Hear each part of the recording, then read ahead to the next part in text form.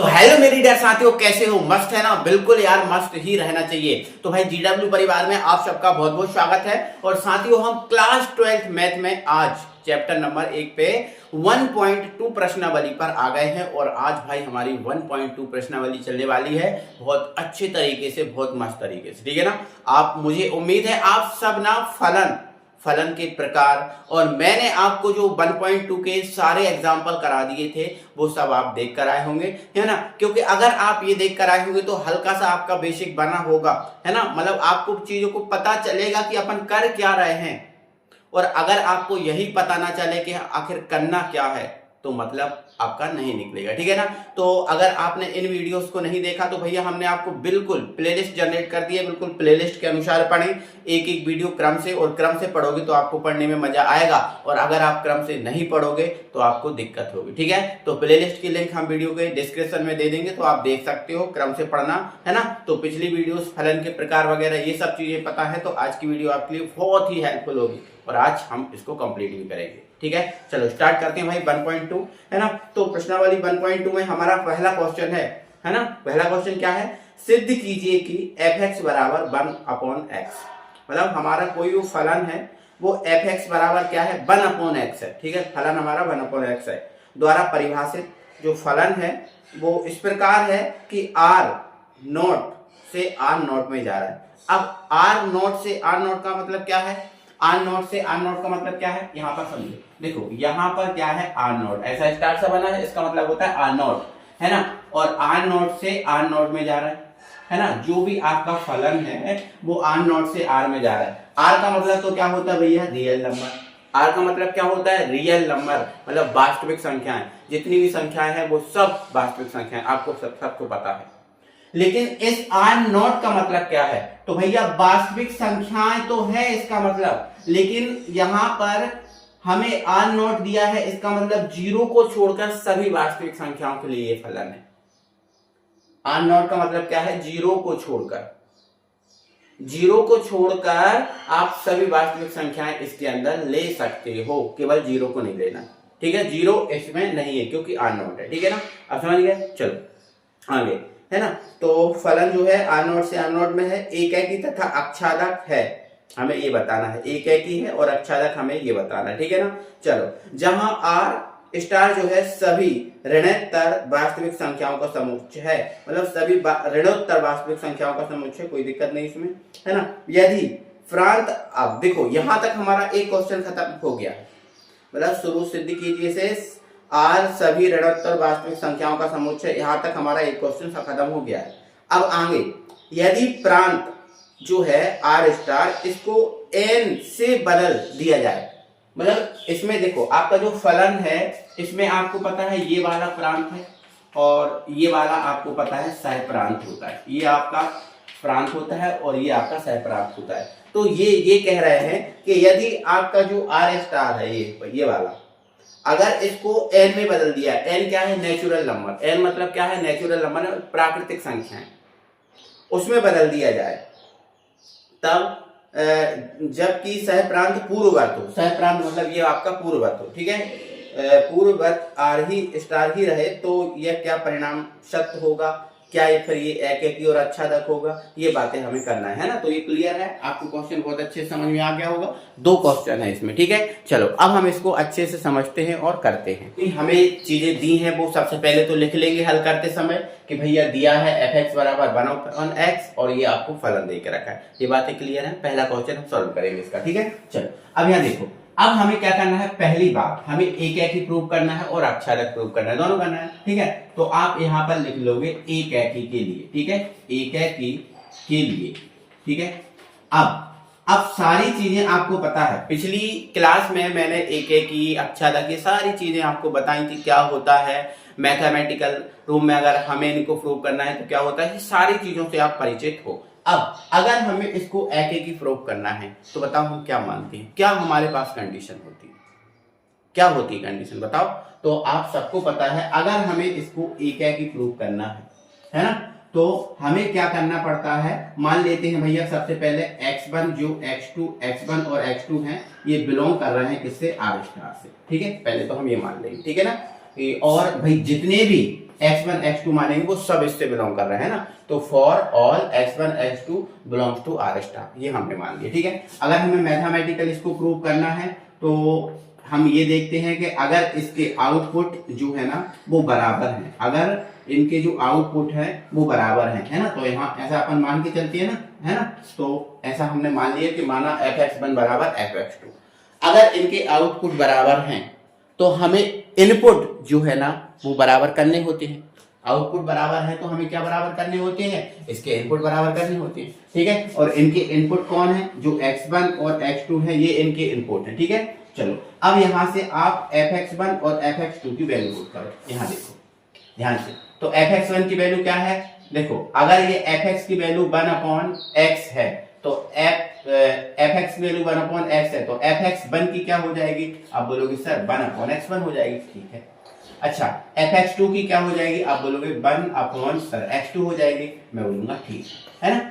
चलो अब इसको इधर ले जाओ, इसको इधर ले जाओ। ठीक है, तो ये हो जाएगा आपका x2 बराबर x1, या फिर इसको हम x1 बराबर x2 लिख सकते हैं। बोलो लिख सकते हैं कि नहीं, अब बोलोगे हाँ सर लिख सकते हैं। तो देखो fx1 बराबर fx2 लेके चले थे, x1 बराबर x2 हमने प्रूव कर दिया, और यही हम प्रूव करते हैं, आप सबको पता है। अब बोलोगे हाँ सर। ठीक है, मतलब ये बात आपकी सत्य हो गई। अगर ये बात सत्य हो गई, ये बराबर है तो ये भी बराबर आ गया ना, सत्य हो गई, है ना। तो अंत में क्या लिख सकते हो, अतः यह एकैकी फलन है, अतः यह एकैकी फलन है, अतः यह एकैकी फलन है। हो गया, खत्म करो, है ना, एकैकी हमारा प्रूफ हो गया। अब चाहो तो कोई नंबर, जैसे अपन x1 x2 ना लें तो कोई नंबर लेके भी आप प्रूव कर सकते हैं इसको, कोई नंबर लेके भी हम इसको क्या कर सकते हैं भाई, प्रूव कर सकते हैं, है ना। ठीक है, तो ये भी हो जाएगा, कोई दिक्कत परेशानी नहीं है। ठीक है, आ जाओ। अब हम एक एक हो गया, अब हम आच्छादक पे बात करेंगे। तो आच्छादक के लिए, तो आच्छादक के लिए, तो आच्छादक के लिए भाई दूसरा है हमारा ही। तो आच्छादक के लिए हम क्या मान के चलते हैं, तो आप बोलोगे सर आच्छादक के लिए y बराबर fx लेके चलते हैं अपन। ठीक है, तो अपन यदि लगा देंगे, यदि y बराबर fx, यही प्रूफ है हमारा मैथमेटिकल, यही प्रूफ करते हैं अपन। ठीक है, तो y बराबर fx लेके चले, तो ये y और fx की वैल्यू कितनी है, तो आप बोलोगे सर fx की वैल्यू है 1/x, तो ये अपना 1/x। इसमें x का मान निकालते हैं, ये इधर जाएगा, ये इधर जाएगा, तो x बराबर क्या हो जाएगा 1/y। ठीक है ना। और एक और बात यहाँ ध्यान रखना है, जहां जो y है वो नॉट इक्वल 0, 0 नहीं लेना, y 0 को छोड़कर लेना, क्योंकि r स्टार है ना, मतलब 0 को छोड़कर है, 0 नहीं लेना, 0 को छोड़कर हमें लेना है। ठीक है, अब 0 को छोड़कर हम कोई भी वैल्यू यहां रखें तो वो x में मिलनी चाहिए हमें, वो वैल्यू हमें किस में मिलनी चाहिए, x में, क्योंकि ये जो x है हमारा वो प्रांत है, और ये जो है y वो हमारा सह प्रांत का काम कर रहे हैं। ठीक है ना। अब प्रांत में भी हमारा रियल नंबर है और सह प्रांत में भी हमारा रियल नंबर है। आप कोई भी वैल्यू यहां रखो, यहां हमें चीज मिल ही जाएगी, है ना। आप उठा के 2 रखोगे, जैसे मान के चलो अपन ने y की जगह 2 रख दिया। चलो एक उदाहरण देके समझाता हूँ, ये ठीक है, अपन ने क्या कर दिया, y की जगह ये मान के चलो हमारा x है और ये हमारा y है।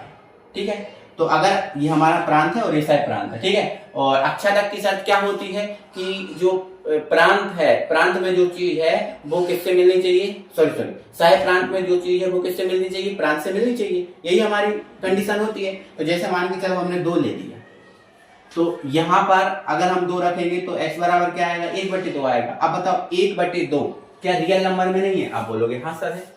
ठीक है, अब यहां पर आपने कुछ भी ले लिया, जैसे मान के चलो 1/2 ही ले लिया, 1/2 रियल नंबर में होता है, तो अगर यहाँ पर 1/2 रखूंगा तो ये उल्टा होके 2 आ जाएगा, तो 2 भी हमें यहाँ मिल जाएगा, मतलब हर एक वैल्यू हमें यहाँ मिल जाएगी।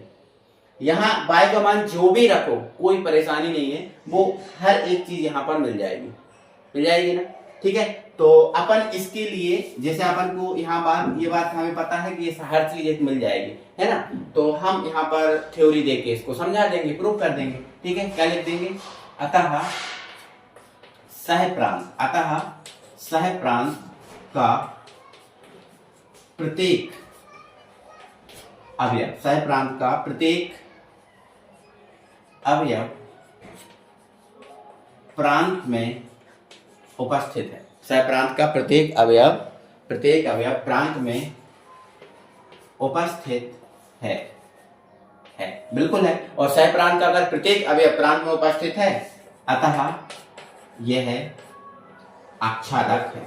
अतः यह आच्छादक फलन है। अतः आच्छादक फलन है। बस खत्म करो। ठीक है। हमें देखो, अगर हमें कोई चीज सिद्ध करनी है तो थ्योरी देके हमें उसको प्रूव करनी है। अगर हमें कोई किसी चीज का मना करना है तो उदाहरण देके हम उसको मना भी कर देते। अगर हमें इसको मना करना तो उदाहरण देके बढ़िया से करते, लेकिन हमें तो ये बात प्रूव करनी थी और मना करने वाली बात यहाँ पर हो ही नहीं रही और ना ही होगी। ठीक है, तो ये अपन समझ सकते हैं, कोई दिक्कत नहीं है। मुझे उम्मीद है सबको समझ में आ गया होगा। और यही देखो, हमने उदाहरण किए थे तो उदाहरण में हमने यही रूप अपनाया था, यही चीज हम मान के चलते थे। ठीक है ना, तो मुझे उम्मीद है सबको समझ में आ गया हो, कोई दिक्कत कोई परेशानी नहीं है। ठीक है ना भाई। अब पहले क्वेश्चन का जो दूसरा क्वेश्चन है उसको देखो। आप देखो, आगे को कह रहे हैं यदि प्रांत जो आर स्टार है इसको एन में बदल दिया जाए। अगर देखो, अभी हमारा जो फलन था वो भैया आर स्टार में जा रहा था, आर स्टार में जा रहा था। आपको पता है ये आपका प्रांत है और ये आपका सह प्रांत है। ठीक है ना, अभी आपका यही था, आप ऊपर देख लो, यही था ना, बिल्कुल। ठीक है ना। अब वो कह रहे हैं कि जो प्रांत आर स्टार है इसको एन में, मतलब इसको बदल दे एन में, इसको बदल दे एन में। एन मतलब नेचुरल नंबर। ठीक है ना। और जो सह प्रांत है वो पूर्ववत रहे। सह प्रांत जो है आर स्टार ये पहले जैसा ही रहे। तो देखो फलन जो है ना फिर इस प्रकार का बनेगा ना, एन से आर स्टार में।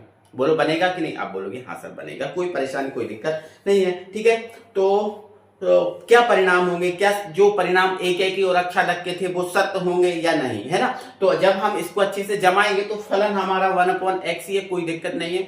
बस हमारा जो फलन है वो अब n से r स्टार में जा रहा है, मतलब नेचुरल नंबर से रियल नंबर में जा रहा है, लेकिन r स्टार है मतलब जीरो को छोड़ के। ठीक है ना। चलो, तो थोड़ा सा पहले उदाहरण के द्वारा मैं समझाऊंगा और फिर मैं इसको अच्छे से कंप्लीट करा दूंगा। ठीक है ना। चलो अच्छे से ध्यान से समझो। आप देखो, मैं यहाँ पर एग्जांपल बनाता हूं। मान लेते हैं ये हमारे पास क्या है, x है, और मान लेते हैं ये हमारे पास क्या है, y, और ये हमारे पास जो y है वो 1/x के बराबर है। मतलब ये आउटपुट है ना, ये देखो इनपुट होता है, ये आउटपुट होता है, तो ये आउटपुट है, तो आउटपुट अपन y को मानते हैं 1/x। ठीक है। अब यहाँ ध्यान रखना, ये जो है ये प्रांत है और ये आपका सह प्रांत भी है ना। तो सह प्रांत में कौन है? आपका नेचुरल नंबर है, और सह प्रांत में कौन है? आपका आर स्टार, मतलब जीरो को छोड़कर रियल नंबर, वास्तविक संख्या है। ठीक है, थोड़ा सा अपन चेक करते हैं। अगर हम नेचुरल नंबर में एक रखें, देखो नेचुरल नंबर ही रखना है, नेचुरल नंबर है तो नेचुरल नंबर ही रखना है। ठीक है, अगर हम एक रखें तो जब हम इसमें एक रखेंगे तो ये 1 कितना आ जाएगा, 1 आ जाएगा। 1/1 मतलब 1, 1/1 मतलब 1, और 1 रियल नंबर में होता है। ठीक है, चलो अगर हमने 2 रखा तो ये कितना आ जाएगा, 2 इधर रखेंगे तो 1/2 आ जाएगा। 3 रखेंगे तो ये 1/3 आ जाएगा। हम देख पा रहे हैं कि यहाँ अलग अलग इनपुट के लिए अलग अलग आउटपुट हो रहे हैं, कोई भी आउटपुट सेम नहीं आ रहा है और ना ही आएगा। आप कोई सा भी नंबर रख लो, तो जब अलग अलग इनपुट के लिए अलग अलग आउटपुट हो रहे हैं, इसका मतलब यह है कि फलन हमारा एक ही है। और जब एक ही फलन है तो मैथमेटिकल जो हमारा फॉर्म है उसके द्वारा इसको प्रूव कर दो। देखो ऐसे है ना, एक ही है, तो यहां पर क्या करना, मान लेना, माना f(x1) बराबर f(x2) है ना। आउटपुट मान लेते हैं समान है ना, आउटपुट क्या है, समान। अब आउटपुट समान है तो इसकी शर्त क्या है कि इसके इनपुट भी समान होने चाहिए। चलो देखते हैं अपन, है ना। तो fx1, देखो fx की वैल्यू 1/x है, तो fx1 की क्या हो जाएगी, 1/x1, और यहां पर क्या हो जाएगी, 1/x2। इसको इधर ले जाओ, इसको इधर ले जाओ, है ना। जब ऐसा हम करेंगे तो यहाँ देखो आप, ठीक है, जब इसको इधर ले जाएंगे तो ये हो जाएगा x2, और इसको इधर ले जाएंगे तो बराबर x1। ठीक है, या फिर अपन इसको ऐसा भी तो लिख सकते हैं, x1 बराबर x2। देखो आ गया बराबर, बोलो आ गया बराबर के नहीं आया? अब बोलोगे हाँ सर आ गया, कोई परेशानी कोई दिक्कत नहीं, बराबर आ गया। अब जब बराबर आ गया, आउटपुट बराबर लेके चले थे, इनपुट भी बराबर आ गए, बस अंत में लिख सकते हैं। तो अतः यह एक ही फलन है। बताओ समझ में आया कि नहीं? बताओ समझ में आया कि नहीं? कमेंट बॉक्स में कमेंट करके बताओ समझ में आया कि नहीं। अब बोलोगे एक लाइन समझ में आ गई सर, कोई दिक्कत परेशानी नहीं है। ठीक है, अब आ जाओ आच्छादक के लिए, है ना। आच्छादक के लिए दोनों बातें बतानी है ना हमें, तो आच्छादक के लिए, तो आच्छादक के लिए देखो अक्षादक के लिए क्या शर्त होती है, अक्षादक के लिए भाई जो है ना y बराबर हम fx मान के चलते हैं। अब बोलोगे हाँ सर, और fx की वैल्यू 1/x है तो y बराबर क्या हो जाएगा 1/x। यहां से अगर x की वैल्यू निकालें तो x इधर ले जाएंगे, y इधर जाएगा, तो x बराबर क्या हो जाएगा 1/y। अब यहाँ उदाहरण से समझ लो, ठीक है, यहाँ पर उदाहरण से समझ लो, ये हमारा x होता है, ये हमारा y है, ठीक है। ये x में कौन है नेचुरल नंबर, y में कौन है r स्टार मतलब वास्तविक संख्या 0 को छोड़कर, ठीक है। अब अक्षादक की शर्त क्या होती है कि यहाँ का प्रत्येक अवयव यहाँ उपस्थित है, मतलब वो अक्षादक है, वरना नहीं होगा। हाँ सर ये तो है बात। अब यहाँ देखो, आप अगर मैं रियल नंबर में 2 रखूं, रियल नंबर में क्या रखूं 2 रखूं, मतलब अगर मैं यहाँ y की जगह कितना रखूं 2 रखूं, तो ये आएगा 1/2 आएगा। आप बोलोगे हाँ सर आएगा।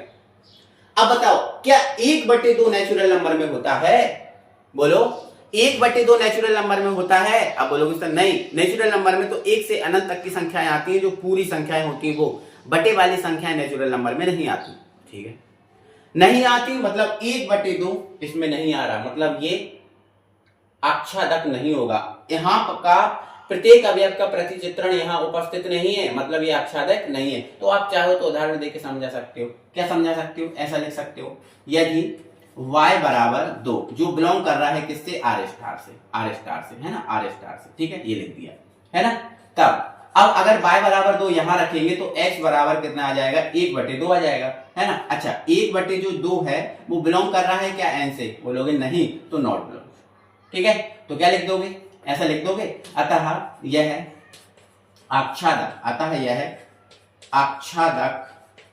फलन नहीं है, अक्षादक फलन नहीं है। बस हो गया, ऐसे हमें करना था, है ना। मुझे उम्मीद है सबको समझ में आया होगा और अच्छे से समझ में आया होगा, कोई दिक्कत कोई परेशानी नहीं होगी, ठीक है बेटा। चलो तो बेटा अब हम क्वेश्चन नंबर 2 देखेंगे, और क्वेश्चन नंबर 2 में देखो हमें 5 क्वेश्चन देके रखे। कितने क्वेश्चन भाई, 5, है ना। निम्नलिखित फलनों की एकेकी तथा अक्षादक गुणों की जांच करना, मतलब ये एकेकी हैं या नहीं, अक्षादक हैं या नहीं, हमें इसकी जांच करनी है ना। तो 5 क्वेश्चन है इसमें, ठीक है। तो पहला हमारा फलन है fx बराबर x² द्वारा प्रदत्त। देखो यहाँ पर जो फलन है, देखो पहला फलन हमारा n से n में ही जा रहा है, दूसरा हमारा z से z में ही जा रहा है। अब n का तो मतलब हमें पता है, n का मतलब नेचुरल नंबर होता है, प्राकृतिक संख्या होता है, z का नहीं है बता। तो z बराबर होता है बेटा पूर्णांक, z क्या है, एक पूर्णांक को प्रदर्शित करता है, ध्यान रखना। n हमारा किसको करता है, प्राकृतिक संख्याओं को। r हमें पता ही है रियल नंबर को, तो z आपको नहीं पता था तो z देख लो ध्यान से, पूर्णांक को प्रदर्शित करता है, किसको बेटा, पूर्णांक को, ठीक है ना। चलो तो बाकी हमारे फलन z और n और r में ही है और कोई अलग नहीं है, ठीक है। तो एक एक क्वेश्चन को हम समझते हैं और अच्छे से करते हैं। तो पहला हमारा क्वेश्चन आप देख लो, फलन हमारा जो है fx बराबर fx² है, और जो है ना फलन है वो n से n में जा रहा है, मतलब नेचुरल नंबर से नेचुरल नंबर में जा रहा है, ठीक है। तो पहले एकेकी और अक्षादक दोनों की जांच करना है, तो एकेकी के लिए हम चेक करेंगे पहले और फिर अक्षादक के लिए, ठीक है। तो एकेकी के लिए हमें पता ही है, हमें क्या मानना पड़ता है भैया, हमें ये मानना पड़ता है, माना जो है ना fx1 बराबर क्या है fx2 ये मानना पड़ता है। और इसमें हम ये बात एक कंडीशन यहाँ पर लिख लेते हैं कि जो x1 जो x2 ले रहे हो वो आपका बिलोंग किससे कर रहा है भैया, इसी से फलन से, है ना, मतलब n से बिलोंग कर रहा है, ठीक है ना। और भाई चाहो तो अपन इनके उदाहरण से भी समझ सकते हैं, इनको उदाहरण के द्वारा भी हम प्रूव कर सकते हैं चाहो तो, है ना। लेकिन ये आपको जो बेसिकल मैथमेटिकल फॉर्म है इसके द्वारा प्रूव करना आसान होता है, इसलिए, ठीक है। देखो अब मैं थोड़ा सा उदाहरण से आपको समझाऊं, देखो उदाहरण आप देखना, अब देखो इसमें भी ये बात अपन को प्रूव हो जाती है, ठीक है। चलो ये आपका प्रांत है और ये आपका क्या है, सह प्रांत है। तो प्रांत में और सह प्रांत में दोनों में नेचुरल नंबर है, यहाँ भी नेचुरल नंबर है, यहाँ भी नेचुरल नंबर, ठीक है। इसको अपन जनरली x मान लेते हैं और इसको हम जनरली क्या मान लेते हैं, y मान लेते हैं, ठीक है ना। चलो अब यहाँ पर जैसे मान के चलो हमने 1 लिया, यहाँ प्रांत में हमने क्या लिया, 1 लिया, मतलब हमने जो है ना x की वैल्यू कितनी रखी, 1 रखी, तो x² कितना आ जाएगा, आप बोलोगे सर 1 आ जाएगा, है ना। अगर हमने इसकी वैल्यू 2 रखी x की, तो यहाँ क्या आ जाएगा, यहाँ क्या आ जाएगा, आप बोलोगे सर 2 का स्क्वायर मतलब 4 आ जाएगा, ठीक है। यहाँ 3 रखेंगे तो यहाँ स्क्वायर होके 9 आ जाएगा, यहाँ 4 रखेंगे तो यहाँ 16 आ जाएगा। अब यहाँ देखो अलग अलग इनपुट है, अलग अलग इनपुट है देखो, और अलग अलग ही आउटपुट है। क्या किसी का भी आउटपुट सेम हो रहा है? आप बोलोगे नहीं हो रहा। और आपको पता है अगर अलग अलग इनपुट अलग अलग आउटपुट हैं तो वो आपका एक एक ही फलन होता है। तो देखो हमें एक एक ही समझ में आ रहा है कि ये एक एक ही है, क्योंकि अलग अलग इनपुट है, अलग अलग आउटपुट है, अलग अलग इनपुट अलग अलग आउटपुट, मतलब आपका एक एक ही फलन है। देखो आप बिल्कुल आप एक एक चीज अच्छे से चेक कर सकते हो, कोई परेशानी दिक्कत नहीं है। ठीक है, तो इसको अपन इस फॉर्म में प्रूव करना बहुत आसान होगा। ठीक है, तो हमने मान लिया कि x1 x2 बिलोंग कर रहा है n से, और fx1 और fx2 बराबर है, ये मान के चलते हैं। ठीक है, अब fx1 इसकी वैल्यू कितनी है? x स्क्वायर, तो x1 की कितनी हो जाएगी? x1 का स्क्वायर, है ना, और इसकी वैल्यू क्या हो जाएगी? x2 का स्क्वायर, है ना। अब दोनों ओर वर्गमूल अगर लेंगे, दोनों ओर हम क्या करेंगे? वर्गमूल। जैसे ही दोनों ओर वर्गमूल लेंगे तो ये वर्ग हट जाएगा, वर्गमूल से वर्ग कट जाएगा, तो क्या बचेगा? x1 बराबर x2 ही बचेगा। बोलो बचेगा कि नहीं? बताओ। अगर हमने आउटपुट बराबर लेके चले थे तो इनपुट भी तो इसके बराबर आ गए। देख लो आप, आउटपुट बराबर लेके चले थे, इनपुट बराबर आ गए, बस। अब ये चीज हमारी प्रूफ हो गई है, तो अंत में क्या लिख दोगे? अतः यह एक ही फलन है। अतः यह एक ही फलन है, बस लिख सकते हैं, कोई दिक्कत ही परेशानी नहीं है। ठीक है, चलो एक ही हो गया। अब आ जाओ, दूसरा हमारा क्या है भाई? आच्छादक के लिए करना है अपन को। ठीक है ना, तो यहाँ पर आप बढ़िया से हेडिंग डालो, आच्छादक के लिए। और भाई कमेंट बॉक्स में थोड़ा ये भी बताया करो कि आपको पढ़ाई लग कैसी रही। मतलब मैं आपको जो चीजें बता रहा हूँ, क्या एक एक चीज स्पष्ट कर रहा हूँ? क्या इसमें कोई चीज कमी रह रही है? आपको क्या चीजें समझ में नहीं आती वो भी आपको कमेंट में बताया करो, क्योंकि अगर आप कमेंट बताओगे तो उस चीज पे हम काम करेंगे, उस चीज पे हम सुधार करेंगे। समझ रहे हो आप, है ना। तो ये बात आप जरूर बताया करो, है ना, कि कहाँ अपना दिक्कत चल रहा है, कहाँ पर आपको समझ में नहीं आता, है ना। और आप बताओगे तो फिर अपन उन पे काम भी करेंगे भाई। ऐसा कुछ नहीं है कि आप तुमने बताया और सर आप काम नहीं करो, नहीं, ऐसा नहीं होता, काम करेंगे उस पर। ठीक है, चलो तो अपन पहला देखना है। पहला हो गया हमारा प्रूफ, दूसरा देख लो आच्छादक के लिए। ठीक है, तो आच्छादक के लिए हम क्या लेके चलते हैं? बाय बराबर क्या लेके चलते हैं अपन? fx लेके चलते हैं, fx लेके चलते हैं। ठीक है, तो y आपका क्या है? बाय तो, और fx की वैल्यू कितनी है भैया? x स्क्वायर है, तो ये x स्क्वायर हो गया। यहाँ से हम x की वैल्यू निकालते हैं, तो x की वैल्यू निकाल लेंगे तो इस पे रूट आ जाएगा, तो x बराबर क्या हो जाएगा? Root y। अब यहाँ ध्यान रखना, यहाँ पर मेरी बात समझना। जैसे मान के चलो हम एक उदाहरण के द्वारा इसको समझेंगे। देखो आपको पता है ये आपका x होता है और ये आपका y होता है। ठीक है, चल, तो आच्छादक के लिए क्या शर्त होती है? आच्छादक की शर्त यही होती है कि सह प्रांत का प्रत्येक अवयव प्रांत में होना चाहिए, और अगर सह प्रांत का एक भी अवयव प्रांत में नहीं है तो वो आच्छादक नहीं है, ये शर्त होती है। अब यहाँ देखना ध्यान से, हमें बताना है, हमें तो चेक करना है कि आच्छादक है या नहीं। और फलन हमारा नेचुरल नंबर से नेचुरल नंबर में जा रहा है। नेचुरल नंबर आप जानते ही हो, नेचुरल नंबर वो संख्याएं होती है एक से अनंत तक चलती है। एक से अनंत वाली जो संख्याएं हैं वो आपकी नेचुरल नंबर में आती है, जैसे 1 हुआ, 2 हुआ, 3 हुआ, 4 हुआ, 5 हुआ, ये सब पता है। ठीक है, अब यहाँ पर अगर मैं मान के चलता हूं 2 ही ले लेता हूं, अगर मैं y का मान कितना ले रहा हूं? 2, y का मान कितना ले रहा हूं? 2, तो x कितना आएगा? आप बोलोगे सर √2 आएगा। अब देखो यहां भी नेचुरल नंबर है, यहां भी नेचुरल नंबर। अब ये वाला नेचुरल नंबर सह प्रांत के 2, ये तो सही है, लेकिन क्या √2 नेचुरल नंबर है? √2 नेचुरल नंबर है। आप बोलोगे सर √2 तो नेचुरल नंबर नहीं है। √2 नेचुरल नंबर नहीं है ना, बिल्कुल नहीं है। मतलब ये आच्छादक नहीं हो सकता, क्योंकि यहां जो रखा वो इसमें होना चाहिए, और हमने यहां 2 रखा तो √2 है ही नहीं इसमें, मतलब ये आच्छादक नहीं है। तो आपको उदाहरण देके समझाना है। ठीक है ना, तो क्या लिखना है? यदि y बराबर 2 जो बिलोंग कर रहा है किससे? n से। y बराबर आपने कितना माना? 2 माना, जो बिलोंग कर रहा है किससे? n से। n से बिलोंग कर रहा है, देखो कर रहा है n से, 2 n नेचुरल नंबर में आता है। तब जो है जो x है वो आपका कितना आएगा? √2 आएगा। देखो अगर y बराबर 2 यहां रखूं तो x बराबर √2 आएगा ना, और √2 आएगा। क्या ये √2 n से बिलोंग कर रहा है? आप बोलोगे सर नहीं कर रहा। तब x बराबर जो √2 है वो नॉट बिलोंग्स टू n। उदाहरण देखो, मना करना है आपको उदाहरण देके, ऐसे उदाहरण देके करना है। अगर हाँ बोलना तो वो हमने पिछले क्वेश्चन में थ्योरी लिखी थी, उसके द्वारा हम हाँ बोल देते हैं, लेकिन हाँ हो ही नहीं रही है, यहाँ ना हो रही है तो उदाहरण देके मना करना है। ठीक है, नॉट बिलोंग्स टू n। अतः मतलब ये इसमें बिलोंग नहीं कर रहा है ना, और नेचुरल नंबर इसमें रखे हैं, नहीं कर रहा बिलोंग, ठीक है। अतः यह है आच्छादक, अतः ये आच्छादक नहीं है, आच्छादक नहीं है, ठीक है ना। तो समझ में आया, मुझे उम्मीद है सबको समझ में आया होगा, दिक्कत कुछ नहीं होगी, ठीक है ना। चलो अब इसके अगले क्वेश्चन पे हम बात करेंगे। दूसरा क्वेश्चन देखो, और दूसरा क्वेश्चन हमारा फलन तो सेम है, बस यहां चेंज कर दिया कि जो फलन है वो जेड से जेड में जा रहा है, मतलब पूर्णांक से पूर्णांक में जा रहा है। भाई खेल तो इन्हीं चीजों का है, खेल तो इन्हीं चीजों का है। अब हमारा फलन पूर्णांक से पूर्णांक में जा रहा है। अब पूर्णांक हमें पता है कि दशमलव वाली संख्याओं को छोड़कर सभी पूर्णांक में आते हैं, माइनस पूर्णांक में, जीरो भी पूर्णांक में, प्लस पूर्णांक में, सभी, है ना। जैसे मान के चलो हमें दशमलव वाली संख्या नहीं लेना है ना। अगर हम सोचे कि माइनस जो 3 है वो पूर्णांक में आएगा, है ना, -2, है ना, -1, 0 हुआ, 1 हुआ, 2 हुआ, 3 हुआ, ऐसे मतलब वो पूरी संख्या है, दशमलव वाली संख्याओं को छोड़कर इस टाइप की जो पूरी संख्या है वो सब पूर्णांक में आती हैं, आप सबको पता है। दशमलव वाली संख्या बस पूर्णांक में नहीं आती, ठीक है ना।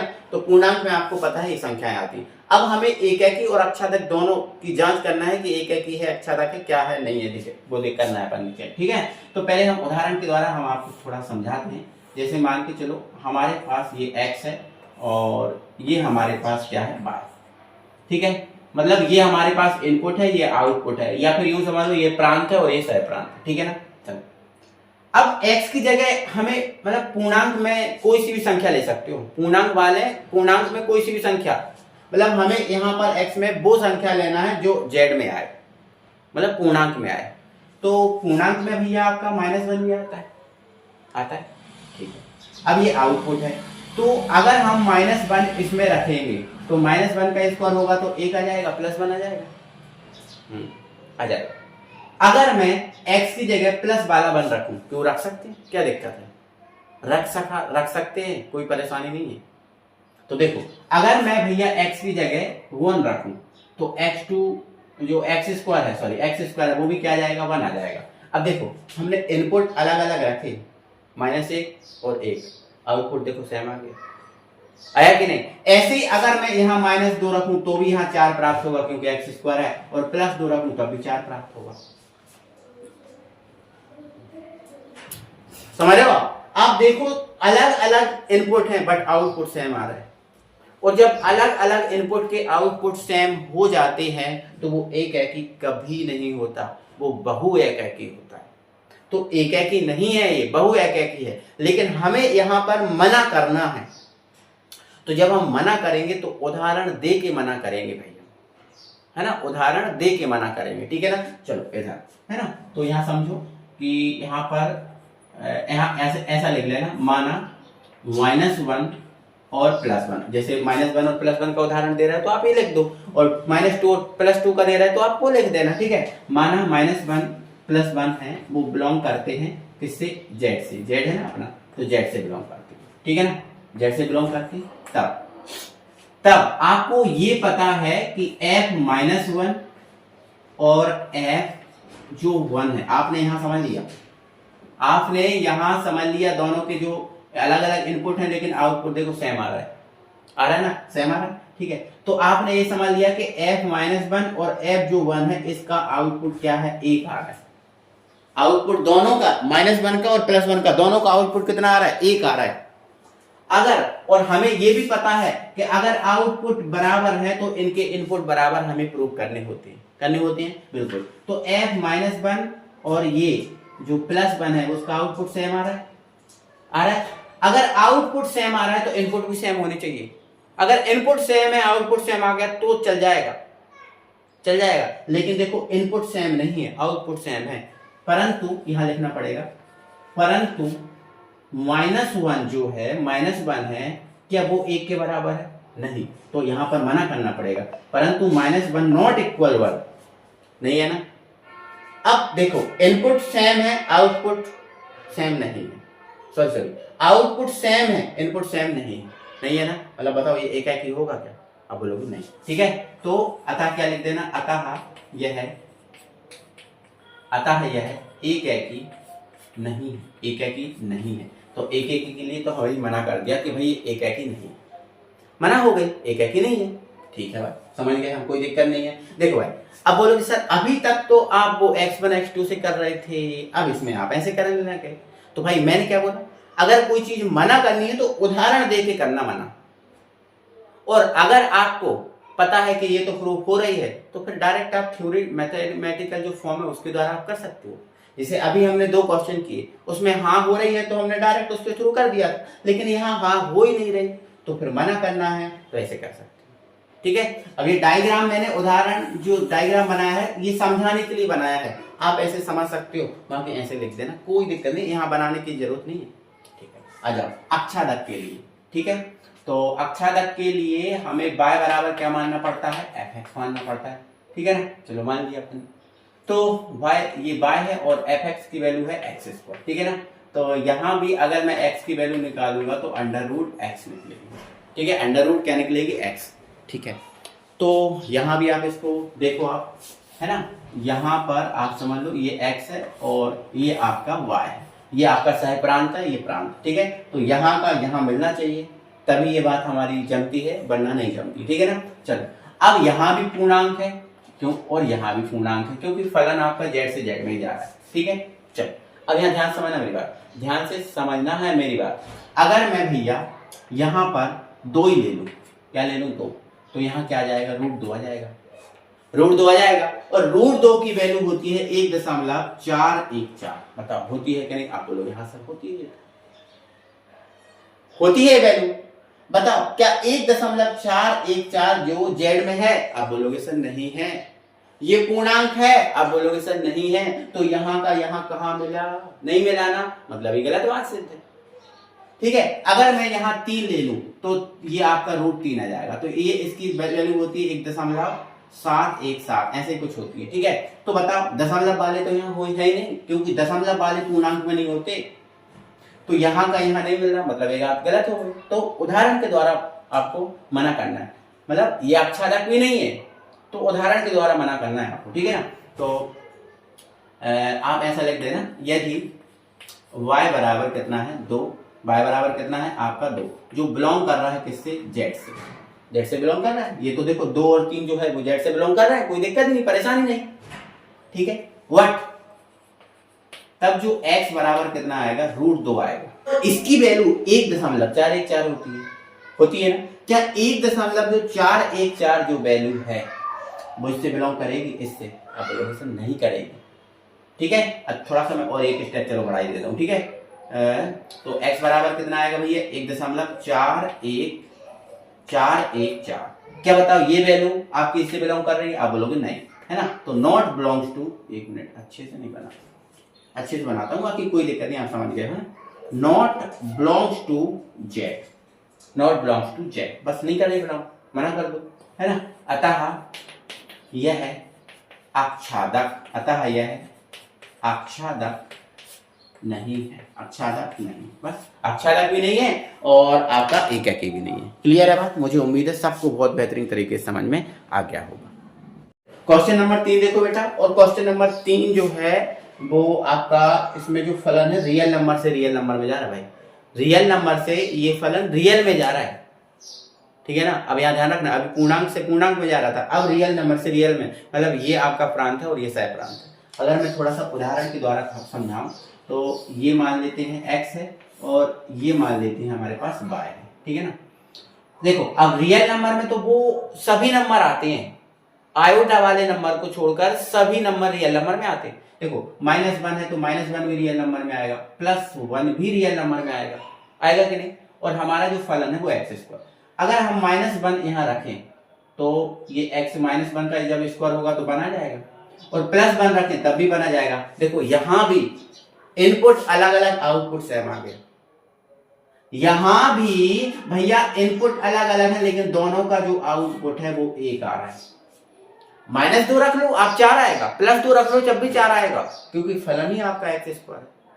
तो ये एकाकी नहीं है, ये बात आप अभी समझ जाओ, तो पहले ये अनुमान लगा लिया करो, पहले ये दिमाग चला लिया करो। अब एक है कि नहीं है तो उदाहरण के द्वारा मना करना है, तो जो थ्योरी हमने अभी लिखी थी सेम टू सेम लिख सकते हो, सेम टू सेम, क्योंकि है नहीं, क्योंकि यहाँ रियल नंबर है, यहाँ भी रियल नंबर है, क्योंकि फलन हमारा रियल नंबर से रियल नंबर में है। और रियल नंबर तो ये भी होते हैं भाई, तो इनके लिए तो बात हो नहीं रही है, इनके लिए तो बात बन नहीं रही, तो हमें मना करना पड़ेगा, ठीक है ना।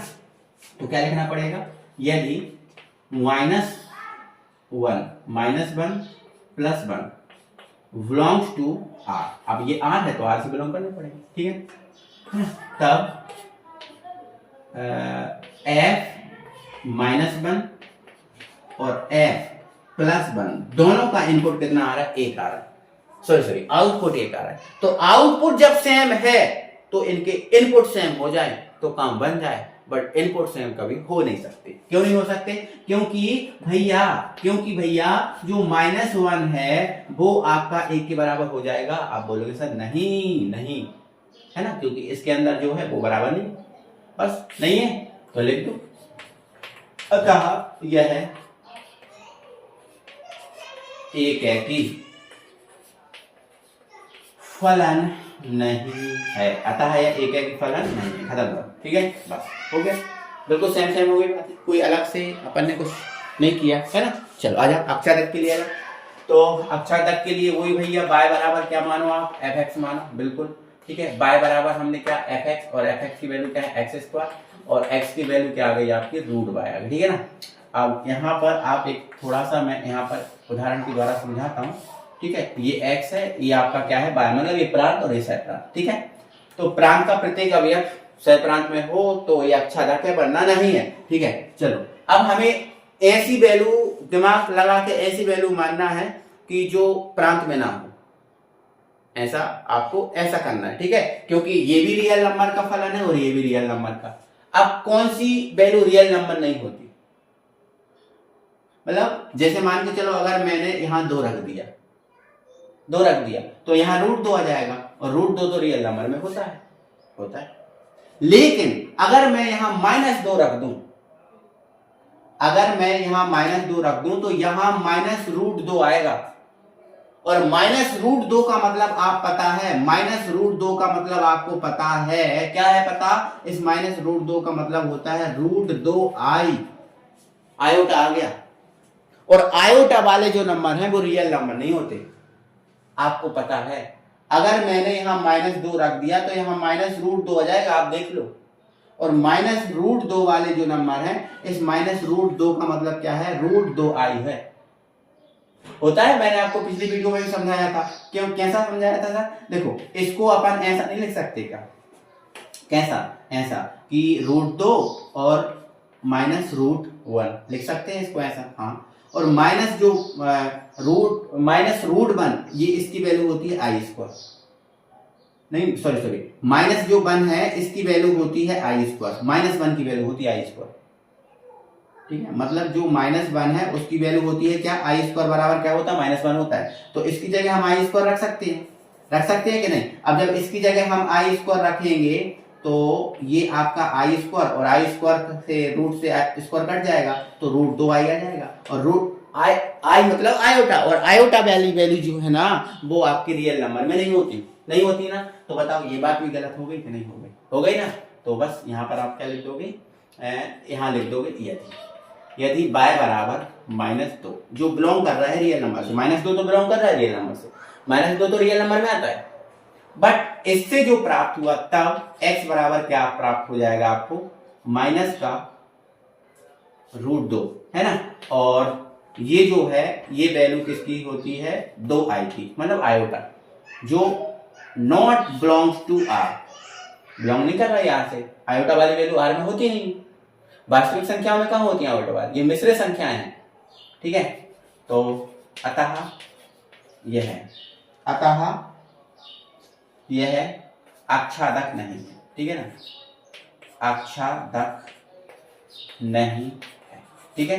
सबको समझ में आया मुझे उम्मीद है ना, सभी को समझ में आ गया होगा, ठीक है ना, कोई परेशानी कोई दिक्कत नहीं होगी, ठीक है ना। चलो आ जाओ बेटा, हमारा 4th क्वेश्चन है, और 4th क्वेश्चन हमारा क्या है, fx बराबर x³ द्वारा प्रदत्त फलन जो है n से m में है, मतलब नेचुरल नंबर से नेचुरल नंबर में हमारा फलन, नेचुरल नंबर से नेचुरल नंबर में है फलन, है ना। तो क्या ये एक एकी है, ये हमें बात प्रूव करनी है। तो देख लो आप, है ना। अब यहाँ ध्यान रखना कि यहाँ पर समझो ध्यान से, पहले ये हमारा मान के चलो ये प्रांत है और ये सह प्रांत, ये एक्स मान लो, ये वाई मान लो, ठीक है। अब यहाँ हमें ध्यान रखना नेचुरल नंबर रखना है ना। कौन से नंबर रखना? Natural number. अब नेचुरल नंबर में एक से लेकर अनंत तक की संख्याएं आती हैं। जैसे मान के चलो एक रखा, -1 नहीं रख सकते क्योंकि -1 यहाँ नेचुरल नंबर होता ही नहीं है। हमें फलन के अनुसार करना है, काम करना है किसके अनुसार? फलन के अनुसार। तो यहाँ एक हमारा नेचुरल नंबर है, आप बोलोगे हाँ सर है। तो एक अगर यहाँ है, यहाँ एक रखूं तो ये एक्स क्यू देगा, एक्स क्यू मतलब एक का इनपुट एक। चलो अब फिर -1 नहीं रख सकते क्योंकि -1 नेचुरल नंबर नहीं, हमें नेचुरल नंबर रखना। फिर 2 रखेंगे अगर, तो 2 का क्यूब कितना हो जाएगा? 8 हो जाएगा। 3 रखेंगे तो 3 का क्यूब कितना हो जाएगा? 3 3 9 27 हो जाएगा। अब देखो यहाँ अलग अलग इनपुट के अलग अलग आउटपुट है, कोई भी सेम आउटपुट नहीं है। तुम्हें यहां से पता चल गया कि ये एक ही है क्योंकि अलग अलग इनपुट हैं, अलग अलग आउटपुट हैं। अगर अलग अलग इनपुट हैं, अलग अलग आउटपुट हैं तो मैथमेटिकल जो हमारा फॉर्म है उसके अनुसार इसको प्रूव कर दो। इसको उदाहरण देने की आपको कोई जरूरत नहीं है क्योंकि ये एक ही है। और अगर एक ही नहीं होता तो फिर हमें उदाहरण देना पड़ता, समझ रहे हो आप, है ना। तो ये बात है यहाँ पर, ठीक है ना। चलो आ जाओ, देखो ध्यान से समझो, ठीक है। तो यहाँ पर आप यहाँ लिख दो यदि, ऐसा लिख देना, हाँ ठीक है, यदि भी कर सकते कोई दिक्कत नहीं, ठीक है। यदि x1 x2 x1 जो बिलोंग है वो n से कर रहे हैं, ठीक है। तब fx1 बराबर क्या होना चाहिए भैया? fx2 होना चाहिए, है ना, बिल्कुल होना चाहिए। अब यहाँ देखो आप fx1 की अगर यहाँ 1 रखूं तो यहाँ क्या आ जाएगा? x1 का q आ जाएगा, ठीक है, और यहाँ पर आ जाएगा x2 का q आ जाएगा, ठीक है। अब दोनों तरफ अगर हम घन, अभी वर्गमूल नहीं लेना, ध्यान रखना, क्योंकि घन है क्यूब है तो क्यूब रूट लेना है। अब देखो वर्ग होता तो वर्गमूल लेते, घन है तो घनमूल ले लेंगे, मतलब क्यूब रूट, है ना। अगर हम दोनों का घनमूल ले लें, है ना, क्यूब रूट ले लें तो x1 बराबर क्या जाएगा? x2 हो जाएगा। बोलो, आप बोलो, आ जाएगा। मतलब जब आउटपुट बराबर लेके चले थे तो इनके इनपुट भी बराबर आ गए। इनके इनपुट क्या थे? x1 x2 थे, ये बराबर आ गए। अब हमें पता चल गया था कि ये एक ही है, पहले ही पता चल गया था यहाँ से, तो फिर ऐसे हम कर सकते हैं, ठीक है। तो क्या लिख सकते हैं? अतः यह एक ही है, अतः यह एक ही फलन है। देखो आपको क्वेश्चन, नंबर ऑफ क्वेश्चन करोगे तो आपको ज्यादा चीजें समझ में आएंगी। एक ही क्वेश्चन से सारी चीजें समझ में नहीं आ जाती हैं अपने। जब आप क्वेश्चन करोगे, अलग अलग वैरायटी के क्वेश्चन करोगे तो फिर आपको चीजें ज्यादा समझ में आती हैं, है ना। आपने अलग अलग टाइप के क्वेश्चन देखे, अलग अलग टाइप के क्वेश्चन करे तो अब आपको थोड़ा सा ज्यादा बेहतर समझ में आ रहा होगा कि हाँ यार ऐसा भी हो सकता है। और एक क्वेश्चन करने से सारी चीजें समझ में आ जाए ये पॉसिबल नहीं है। और आपको ये भी पता है, मैं आपको पता है एनसीईआरटी पढ़ा रहा हूं, और एनसीईआरटी से ही 100% पेपर आएगा। कहीं पढ़ लो, क्योंकि एनसीईआरटी का कोई एक राइटर नहीं है, एनसीईआरटी के कई राइटर हैं, है ना, अच्छे अच्छे राइटर हैं, तब जाके एनसीईआरटी बनी है। एनसीईआरटी कर लिया 100% मार्क्स लाओगे आप, ठीक है। तो ये बात होगी अपनी, ठीक है। चलो अब आच्छादक के लिए कर लो, तो ये हमारा दूसरा है आच्छादक के लिए, ठीक है ना। तो आपने लिख दिया आच्छादक, आच्छादक के लिए, आच्छादक के लिए, ठीक है ना। तो अपने क्या करना पड़ता है? y बराबर fx मानना पड़ता है, ठीक है। एक ही तो हो गया था, ठीक है। तो y fx की वैल्यू कितनी है? आप बोलो x क्यूब, तो ये x क्यूब, और यहाँ x की वैल्यू निकालेंगे तो यहाँ रूट चढ़ जाएगा, ठीक है। तो x बराबर क्या हो जाएगा? है ना 3, है ना, रूट क्यूब हो गया 2। अभी देखो 2 अगर होता है तो लिखने की जरूरत नहीं होती, अगर वर्गमूल होता तो यहाँ 2 लिखने की जरूरत नहीं होती, वर्गमूल मतलब 2, लेकिन क्यूब रूट 3 का होता है तो लिखने की जरूरत होती, ठीक है। चलो तो अब यहाँ देखो, अब यहाँ देखना कि ये मान लो x है और ये मान लो हमारा y है, ठीक है। मतलब यहाँ भी अपना नेचुरल नंबर से नेचुरल, मतलब यहाँ भी नेचुरल नंबर है, यहाँ भी नेचुरल नंबर, ठीक है। तो यहाँ पर आपको पता है सह प्रांत में मिलना चाहिए, ये पता है ना। तो यहाँ पर नेचुरल नंबर में कोई भी ऐसा नेचुरल नंबर लो जो यहाँ ना मिले। देखो ना मिलने के लिए ज्यादा सोचना है, होने के लिए तो कई है, ना होने के लिए ऐसा तो नहीं है कि ये ना हो जाए, नहीं तो गड़बड़ हो जाएगा सब। तो इसलिए ना वाला ज्यादा सोचा करो, ठीक है ना। अब जैसे मान के चलो ठीक है, एक लिया, अगर एक लिया तो एक का अपन क्यूब रूट करेंगे, एक ले आएगा, वो तो हो जाएगा। अब यहाँ अगर हमने 2 ले लिया, अगर हमने यहाँ 2 ले लिया तो यहाँ पर रूट 2 का क्यूब आएगा, आएगा कि नहीं आएगा? और बताओ रूट वाली संख्याएं नेचुरल नंबर में होती हैं? आप बोलोगे सर नहीं होती, नहीं होती ना, मतलब ये तो मना हो ही गया, ये मना हो ही गया, क्योंकि रूट वाली जो है ना, क्यूब रूट वाली संख्याएं नेचुरल नंबर में होती नहीं है।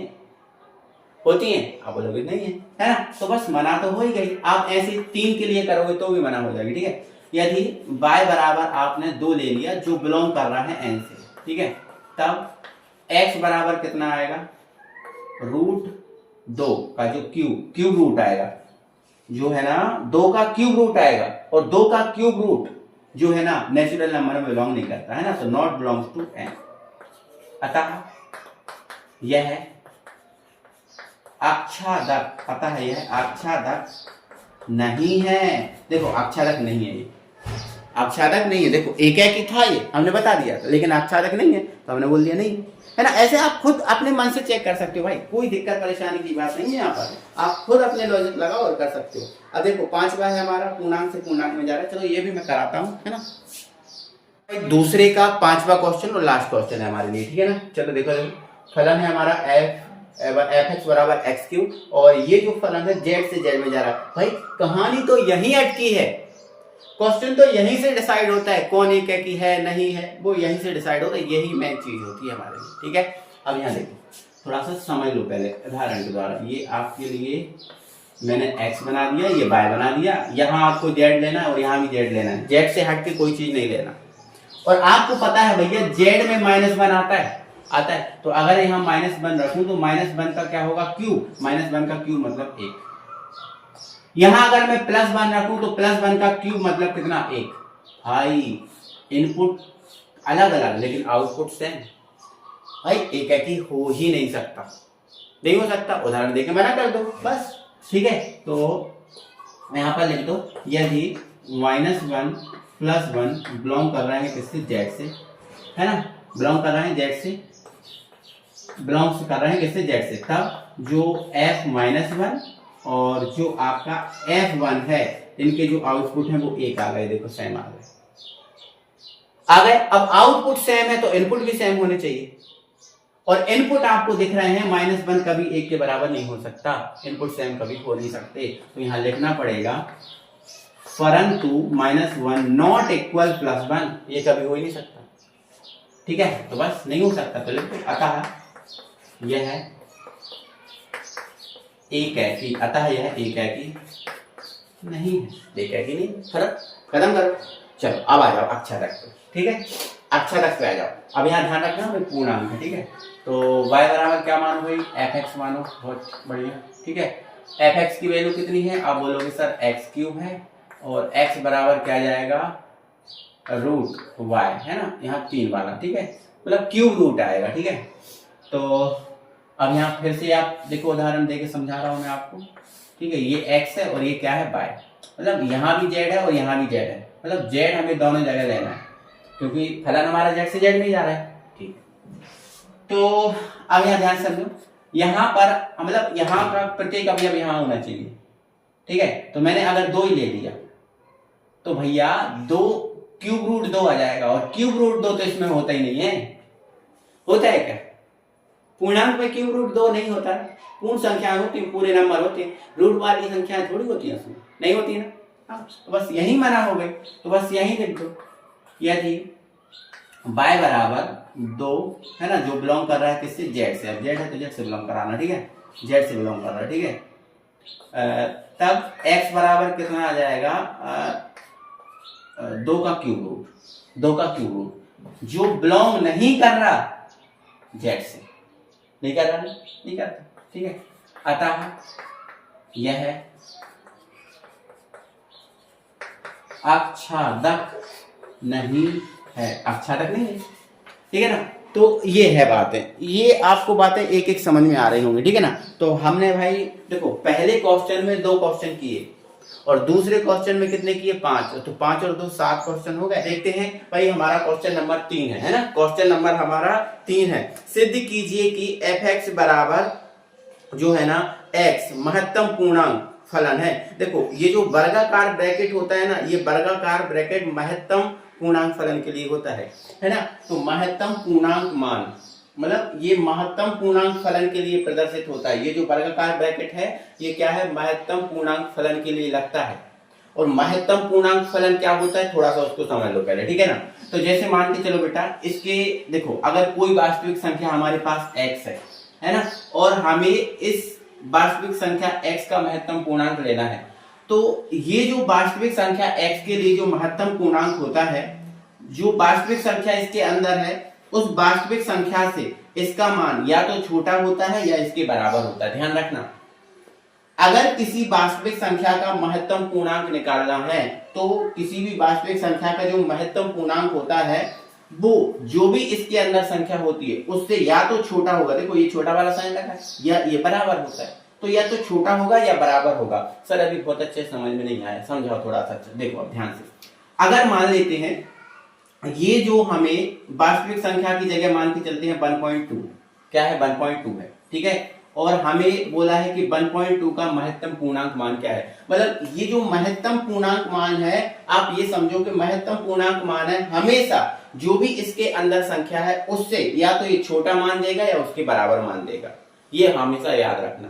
और छोटा या जो बराबर मान है वो हमेशा पूर्णांक में होना चाहिए, एक पूरी संख्या में होना चाहिए, दशमलव में नहीं होना चाहिए, एक पूर्ण रूप में होना चाहिए, पूर्ण संख्या के रूप में होना चाहिए, ठीक है ना। चलो अगर आपसे बोला जाए कि 1.2 का महत्तम पूर्णांक मान क्या होगा, देखो 1.2 का महत्तम पूर्णांक मान अगर हम या तो इसके बराबर होगा या इससे छोटा होगा, हमें पता है। अगर हम यहाँ 1.2 लिख लें तो भाई 1.2 पूरी संख्या थोड़ी है, पूर्णांक में थोड़ी है, ये वैल्यू हमेशा पूर्णांक में निकलती है, इसके अंदर से जो वैल्यू है वो हमेशा पूर्णांक में निकलती है। तो 1.2 पूर्णांक में नहीं है, तो आप 1.2 पूर्णांक में लेंगे तो बराबर तो नहीं ले सकते, अब इससे छोटा लेंगे तो इससे छोटा क्या लेंगे, जो यहाँ नंबर होता है वो लेते हैं, है ना। जैसे 1.2 है तो इसको हम 1 लिख सकते हैं। अब ऐसे ही अगर यहाँ पर 1.5 होता तो देखो क्या लिख सकते थे, पॉइंट वाला हटा। देखो अब मैं आपको थोड़ा एक ट्रिक बताऊं कि अगर पॉजिटिव प्लस में अगर आपकी दशमलव वाले नंबर है प्लस में, तो आप बस आगे वाला नंबर लिख दिया करो, खत्म। जैसे मैंने 1 लिख दिया। अब देखो इससे छोटा ही है, छोटा या बराबर ले सकते हैं, तो छोटा ही है, बराबर क्यों नहीं ले सकते, क्योंकि दशमलव में है, ठीक है ना। तो आप जैसे अगर यहाँ पर 2.9 लिखा है, 2.9 लिखा है, ठीक है, तो इसका क्या निकलेगा, तो ये वाला जो आगे का नंबर होता है वो निकलता है ना, तो इसका आगे का नंबर क्या है 2, तो ये 2 आ जाएगा, है ना। तो ध्यान रखना, अगर धनात्मक दशमलव कोई संख्या है तो आगे वाला जो नंबर है वो आपका बाहर निकलता है, ठीक है ना। चलो, और पूर्णांक में वैल्यू है, कोई दिक्कत नहीं, ठीक है। चलो अब थोड़ा सा यहाँ समझ, लेकिन अगर बेटा माइनस में संख्या है, जैसे माइनस का 1.3 आ गया महत्तम पूर्णांक के अंदर, माइनस का 1.3 आ गया, तो हमने पता है कि या तो जो इसके अंदर संख्या उससे छोटी निकलेगी या उसके बराबर निकलेगी। अगर इसके बराबर, अगर मैं माइनस का 1.3 ही लेता हूं तो ये तो दशमलव में आ गया, और दशमलव में नहीं लेना, हमें पूर्णांक में लेना है, तो ये नहीं ले सकते। तो फिर क्या करेंगे, इससे छोटी संख्या लेंगे। तो बताओ, एक जो माइनस 1.3 है इससे छोटा क्या है, आप बोलोगे सर इससे छोटा जो पूर्ण संख्या है वो -2 है, बिल्कुल, है ना। ऐसे ही करना, अगर माइनस में संख्या है तो ये जो आपकी संख्या है इसमें 1 जोड़ के लिख देना, और अगर प्लस में है तो जो ये है वही का वही लिख देना, है ना। जैसे आपका माइनस का 2.3 है ना, तो इसका जो महत्तम पूर्णांक मान क्या होगा, तो आप बोलोगे सर 2.3 तो लिख नहीं सकते, तो -2 लिखेंगे, तो इससे -2 तो इस 2.3 से बड़ा है। आपको ये पता है कि जो माइनस है, इस माइनस में ये जो माइनस है, इस जैसे -1 है, -2 है, -3 है, माइनस में जो बड़ी संख्या होती है वो छोटी होती है, पता है ना आपको। जैसे आपको पता है 1 से छोटा कौन है, -2 से छोटा कौन है, -3, पता है ना। तो इसीलिए छोटी और बराबर संख्या लेने, तो इससे छोटी अगर निकालेंगे तो इसमें 1 जोड़ देंगे, तो 2 में 1 जोड़ देंगे तो कितना आ जाएगा, -3, समझ रहे हो। तो ध्यान रखना कि महत्तम पूर्णांक जो है वो आपका वर्गाकार ब्रैकेट से प्रदर्शित होता है, और जो इसका मान है वो जो इसके अंदर संख्या होती है उससे या तो छोटी होती है या उसके बराबर होती है, ठीक है। मुझे उम्मीद है कि ये वाली बात आप समझ गए होंगे, अब दिक्कत इसमें नहीं होगी, ठीक है ना। चलो, तो आप क्वेश्चन को देख लो आप, है ना। तो क्वेश्चन आपका ये है कि जो फलन है महत्तम पूर्णांक फलन है, और ये जो फलन है R से R में जा रहा है, मतलब वास्तविक संख्या से वास्तविक संख्या में जा रहा है, ना तो ये एकाकी है और ना ही अक्षादक है। हमें ये प्रूव करके बताना है कि भाई एकाकी भी नहीं है और अक्षादक भी नहीं है, हमें ये प्रूव करना है ना। तो अपन देख लेते हैं और अच्छे से हो भी जाएगा, हमें दिक्कत नहीं है, हमें परेशानी नहीं, आराम से अपन कर लेंगे, है ना, टेंशन मत लो आप। देखो इधर, है ना, तो सबसे पहले लिख लो दिया है f(x) बराबर x का महत्तम पूर्णांक, ठीक है, कोई दिक्कत नहीं है। और जो फलन है रियल नंबर से रियल नंबर में जा रहा है ना। तो हमें एकाकी और अक्षादक प्रूफ नहीं करना, हमें मना करना है। तो हमने बोला था मना अगर हमें करना है तो उदाहरण देके करना है। तो पहले थोड़ा सा इसका उदाहरण आप समझो ध्यान से। जैसे मान के चलो हम उदाहरण के द्वारा थोड़ा सा समझाते हैं इसको। ये मान लेते हैं x है और ये हमारे पास y है, ठीक है, होता ही है। और ये जो y है ना, y है वो अपन इसको मानते हैं y, ठीक है, आउटपुट को मानते हैं, ये आउटपुट है, ठीक है। तो y बराबर क्या है आपका x, है ना, x का महत्तम पूर्णांक, ठीक है। अब फलन हमारा रियल नंबर से रियल नंबर में जा रहा है, मतलब यहाँ भी रियल नंबर है और यहाँ भी रियल नंबर है, मतलब फलन हमारा ऐसा चल रहा है, ठीक है ना। चलो अब यहाँ देखो, अगर मैं थोड़ा सा हमें मना करना है ना, तो मना करने के लिए अगर मैं देखो यहाँ पर आर्क में आपको रियल नंबर लेना है, तो रियल नंबर आपका आप बोलोगे 1.2 है, हाँ है, ठीक है। तो अगर हम इनपुट मतलब x की जगह 1.2 रखेंगे, तो x की जगह 1.2 रखेंगे यहाँ पर, तो आप देखोगे कि जब 1.2 जो 1.2 है, इस 1.2 का अगर हम महत्तम वैल्यू निकालेंगे तो क्या निकलेगी बताओ, पॉजिटिव है तो 1 निकलेगा। अब बोलोगे हाँ सर 1 निकलेगा, ठीक है। अगर मैं यहाँ पर 1.8 लूं, ठीक है, तो अगर मैं 1.8 की महत्तम वैल्यू निकालूं तो भी कितनी निकलेगी, आप बोलोगे सर 1 निकलेगी। तो देखो यहाँ पर दो इनपुट के आउटपुट सेम आ गए। देखो यहाँ 1.2 का भी आउटपुट 1 है और 1.8 का भी आउटपुट 1 है, आ गए ना, सेम सेम आ गए कि नहीं आ गए।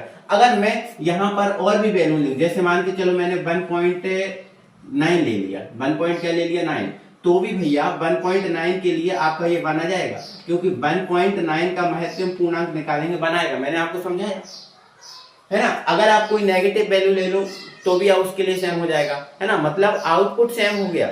और हमें पता है एक है कि अगर है तो इनपुट सेम है तो ही आउटपुट सेम होगा। अब देखो इनपुट सेम है नहीं, आउटपुट सेम आ गया, मतलब ये तो गलत बात हो गई कि नहीं। तो आप इसको उदाहरण देके मना कर दो, ठीक है ना। तो यहाँ पर यहाँ लिख लेना, यदि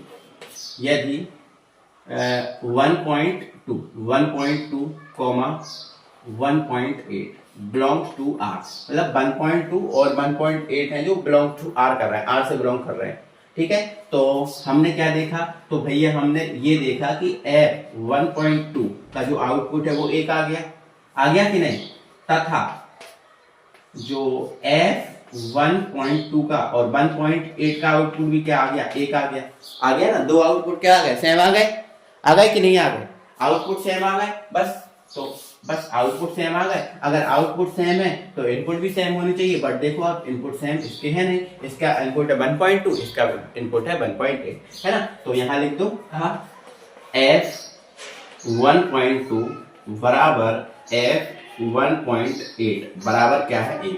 आउटपुट इनके क्या हो गए, सेम हो गए, परंतु इनके जो इनपुट है वो क्या सेम है, आप बोलोगे सर नहीं, इनपुट क्या है 1.2 नॉट इक्वल 1.8, है ना, बताओ। अब आउटपुट सेम है तो इसकी अर्थ है कि इनपुट भी सेम होने चाहिए, बट इनपुट सेम है नहीं, तो बस क्या लिख दोगे, अतः यह एकाकी नहीं है, बस एकाकी नहीं है, हमने बता दिया। समझ में आ तो आया बहुत अच्छे से, ठीक है। चलो अब हम किसके लिए करेंगे भाई, अक्षादक के लिए हम चेक करेंगे। तो हमें पता है भैया अक्षादक के लिए हम y बराबर fx लेके चलते हैं, आप बोलोगे हाँ सर।